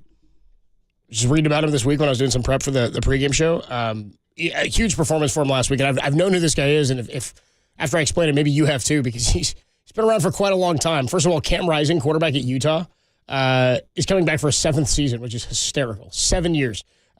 This kid, Sam Hartman, just wrapped up, or he's wrapping up on tomorrow against Stanford, his 6th season of college football. So he played his first 5 years at Wake Forest, and he's kind of like Brock Purdy in that he played a lot. Like he had a year, I think his 3rd year, maybe his junior season, his true junior season. He I don't know if he like, I don't know if the kid like redshirted or green shirted or gray shirted or anything like that. His first year. They also, you're seeing this more frequently now because a lot of these guys got an extra year of eligibility because of COVID in 2020. Even if you played in like the ACC where they didn't give a damn and they just played games. So he got a season. Anyways, junior year, he played the fewest games of any season of his college career. Fact of the matter is he plays 5 years at Wake Forest. He leaves, goes to Notre Dame. He's like, he's like 25 years old, 24 years old, 23 or something. He's like 24 playing in Notre Dame. His final performance or his final game at Notre Dame at home in Indiana was against Wake Forest, the school that he played for 5 years at. He torched them. He went from like 45-13 or something was the score. Throws multiple touchdowns. When he leaves the field at the end of the game, the Notre Dame Stadium PA played I Will Always Love You, Whitney Houston, right? The head coach of Wake Forest on Monday, after last week, he stands up. He's like, how can they say they love him? Played for us for 5 years, man. It's 5 years he was here. They take him on a date for 1 season. That's not love. He goes, this is love. He goes, this is what college football's becoming? Yeah, as a matter of fact, yes, it is. Let's get you a sound soiree. Some of the best sounds from across sports over the last couple of days that you may have missed while you were knee-deep in some turkey and some gravy. I got a plate already lined up for me at home. I'm like, it's already set up. I set it before I left. Turkey! I get home, throw it right in the microwave. I'm good to go. Just start shoveling, dude. I may not even warm it up. I just start eating it before I put it in. Anyway, I'll be with you for about another 25 minutes or so here on a Black Friday. Let's get into some of this sound. We got a Warrior game tonight. Let's start with some basketball. Warriors' last game was on Wednesday night against Phoenix in Phoenix. They lost that game. Chris Paul was ejected. Not a good start. He gets ejected in the second quarter, right? It was early in the game. Second quarter, he gets tossed. Warriors are trailing at the time, 61-47. They're down 14. Starts arguing with everybody's favorite ref, Scott Foster. Here's what it sounded like. Then you look at the Warrior turnovers and the persistent fouling, and now you're going to get a technical from Chris Paul. Chris Paul and Scott Foster have had their history. They've had a relationship. Scott Foster's had enough of them reminiscing about the relationship. And Chris Paul's ejected. Steph just said, don't make it worse. So a couple free throws, and you're without Chris Paul. Don't make it worse. How does it get worse after you're ejected? As long as you don't choke anybody. But who would do that, you know? There was Chris Paul, a lot of history with Scott Foster. I think everybody's got history with Scott Foster. So you know Scott Foster's an S official, that every fan base thinks he's out to get them. That doesn't make you good. This means you suck. It means you're not a good official. Stephen A. Smith, one of my favorites. I'll put this out there for those who have not heard me say this. One of my favorites because everything he talks about is hilarious. The other day on his podcast, now he's got a Stephen A. Smith podcast. Can't believe we went this long without having one. He's off the rails. He knows at some point he's gonna price himself. He's already priced himself out at ESPN. He's still there, but I think he was vocal about thinking he was maybe going to be on that last block of cuts. He's one of their biggest stars, right? Taking calls the other day, last week about all-time greats, and somebody asked him about you think Jordan's great? You think who all-time great quarterback? You got Tom Brady 7. Guys where do you come down on Lightning McQueen and his 7 Piston cups? Lightning McQueen. I assume we're talking about the movie Cars. Here's Stephen A. Smith. He's talking about Scott Foster and Chris Paul. He's got a thought for how the NBA should go about it. He's like, how about we just keep Scott Foster away from Chris Paul? Here's Stephen A. I totally agree with you on that last point. They do need to move on. They don't need to be on the same court together. And listen, I think there's a couple of things. First of all, where I do disagree with you is that you're not favored in 15 of 20 games and you're going 3-17, and it has nothing to do with the officiating. That's not an accident. That's too big, too glaring of a coincidence to ignore. 20 games, you're 3-17. It's a compelling stat. You're 3-17, and in 15 of those games, you're favored. And Chris Paul is telling you that the man, it's personal. It's personal. Now, let's understand who we're talking about when we're talking about Chris Paul here, okay? We're talking about one of the greatest point guards in the history of basketball. It's true. I mean, factually, he's one of the greatest point guards in the history of basketball. Now, it's funny, if you look at his career stats, he's got more career steals per game. He averages more steals per game in his career than Gary Payton.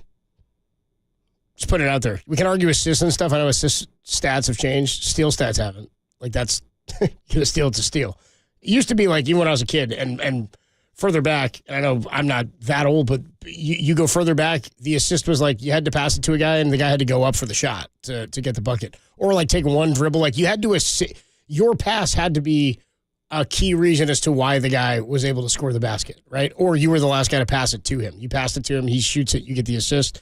If you pass it to him on a bounce pass and he's cutting to the lane, he has to bounce it once and go up, you can still get the assist.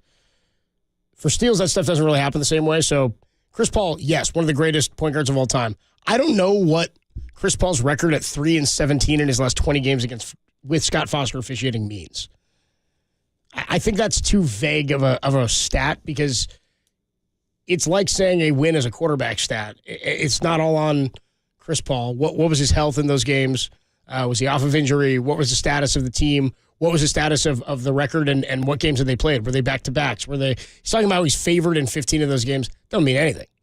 It don't mean anything to be favored in those games. You start talking spreads with me, then we're in business because then we're in the point shit. If you haven't read the Donaghy book, Tim Donaghy, the official who was basically blacklisted, the documentary is kind of crap. It's not all that good. You find out some information about him.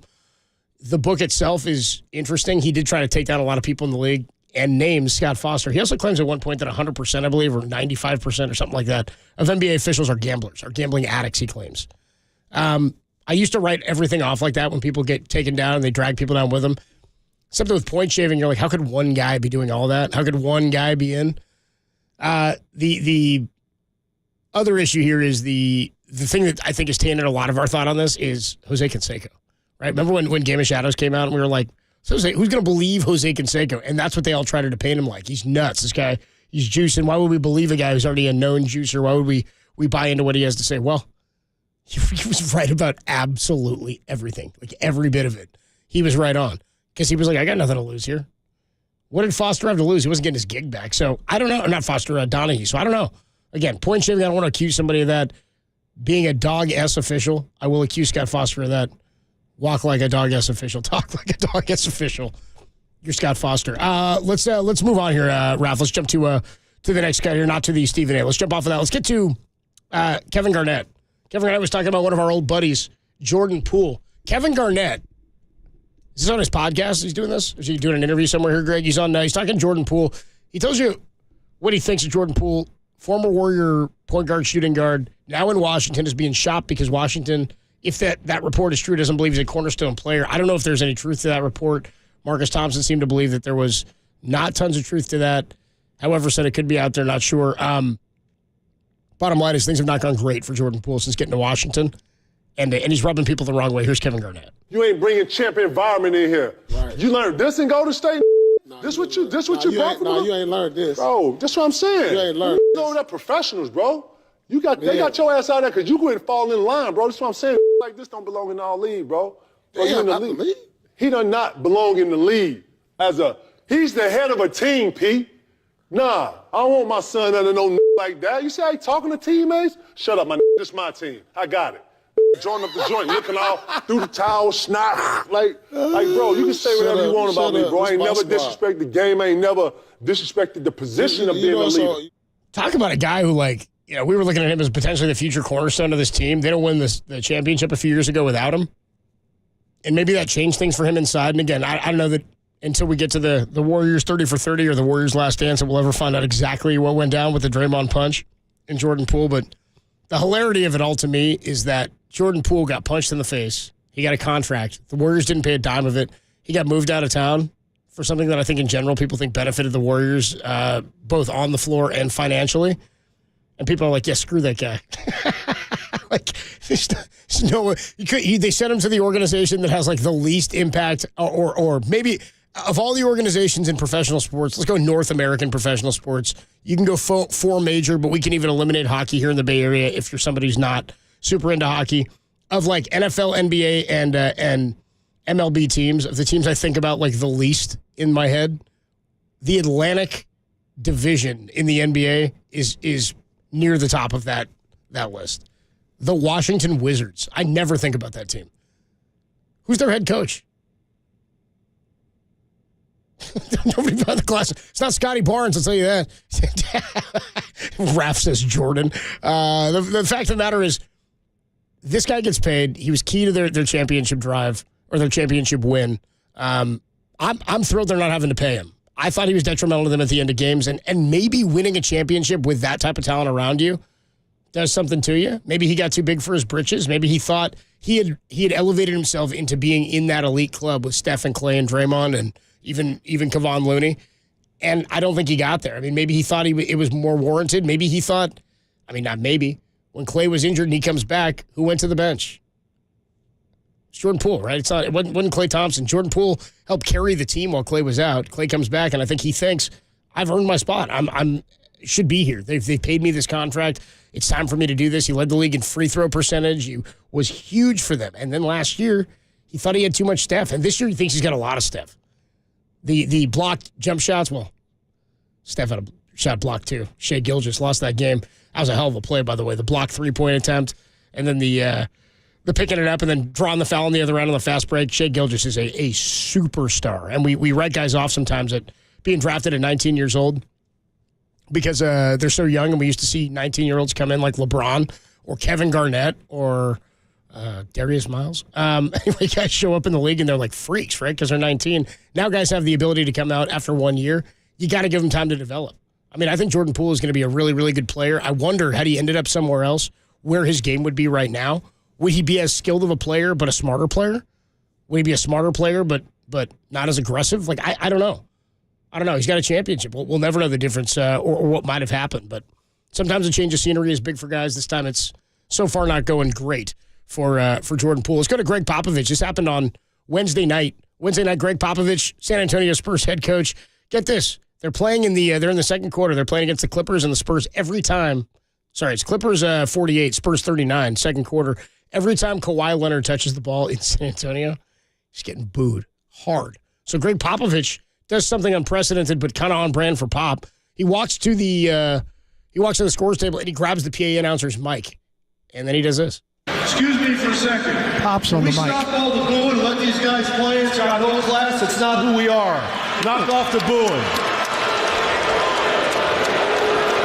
Pop telling the fans to lay off Kawhi Leonard, but that's not San Antonio. Well, I don't believe I've ever seen that.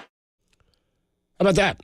Stop booing, says Pop. So then after the game, Pop sits down at the the media session, and they got to ask him about it. I'd be scared to death to ask him anything. But here's Greg Popovich after the game. They're like, what happened? You grabbed the mic and you told everybody to be quiet because Kawhi was getting booed on the other side? What's the deal, Pop? Well, I think anybody that knows anything about sports, you don't poke the bear. But you told the fans that it was... I just told you why I did it. What? Can you clarify that, though? I spoke English. I just told you. Anybody that knows anything about sports knows you don't poke the bear. That's my answer. Just one more on the what you said to the fans. Was that something That's all I need to say. I don't know how you want me to. You want me to make up a different answer? No, I'm asking you. I gave you the answer. I gave the answer. I'm going to ask There's no other questions that need to be asked. I mean, Pop, you grab the mic, you got to answer questions about it. But he did give the answer that I think, I would have liked a little bit more elaborating too, because that's a pretty big thing to do for a head coach in an NBA game, to grab a microphone off the scorer's table and just start telling everybody to be quiet. That was different. But I also hear what he's saying. Don't give him any greaseboard material. Don't give him anything. Especially a guy like Kawhi Leonard. He's like, dude, I know this guy. You guys know this guy. Like, we don't need this guy killing us. Pop's out there still trying to win every game. You know what I mean? Like, even with the rebuild, I don't know that Wemby, people were like, oh, Wemby may have reignited him. Remember they said it to Steve Kerr, or Steve Kerr said it. He said, screw Steve, one of his buddies. But in terms of what he wants to do, I think he just wants to be better. I think he wants to combine. I think he's always just trying to make players better. I think he's trying to win year after year, game after game, day after day. It doesn't really matter to him. I think he'd be doing it whether Wemby was there or not. The guy is pushing, what's he, 70-something years old, late 70s now, Greg Popovich, and still developing talent. I mean, what they were able to do with Kawhi is pretty incredible. That they kept that alive in San Antonio for as long as they did. Quick check of the text line here before we take a break. 707 says Scott Foster equals Angel Hernandez. I think Scott Foster's like more antagonistic. Angel Hernandez is just bad. Angel Hernandez accused Major League Baseball and tried to sue them of being racist because he's of Cuban descent and he was never selected or hadn't been selected to. It's an honor to get picked to do an All-Star game or a World Series or postseason. Like, you get that, that's big bonus money. That's a credit to you and the season you've had as an umpire and all the grading and evaluating that they do. Angel Hernandez was not selected for numerous All-Star games and World Series and postseasons and whatnot. You sued the league because you said there was a racial discrimination. They're like, no, dude, you're just bad at your job.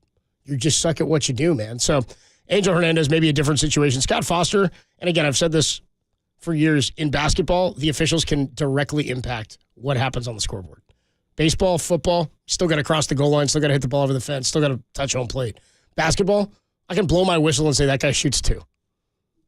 You know what I mean? I can say 5 minutes into the game, 2 whistles on that guy, he's sitting down because he's their superstar. I'm not saying it happens, but I do think it happens. We'll take a quick break here. When we come on back, we'll sign off. We're going to get you over in about 10 minutes to pregame for the Miami Dolphins, who are headed to New York to take on Zach Wilson's New York Jets, but they're not Zach Wilson's Jets. He's not going today. We'll get you over to that game at 11:30. We'll have it for you right here on KNBR. Thank you so much to everybody who checked in and hung out today on the text line, the YouTube stream at KNBR 1045, and of course at twitch.tv/thesportsleader, KNBR.com, and the KNBR app.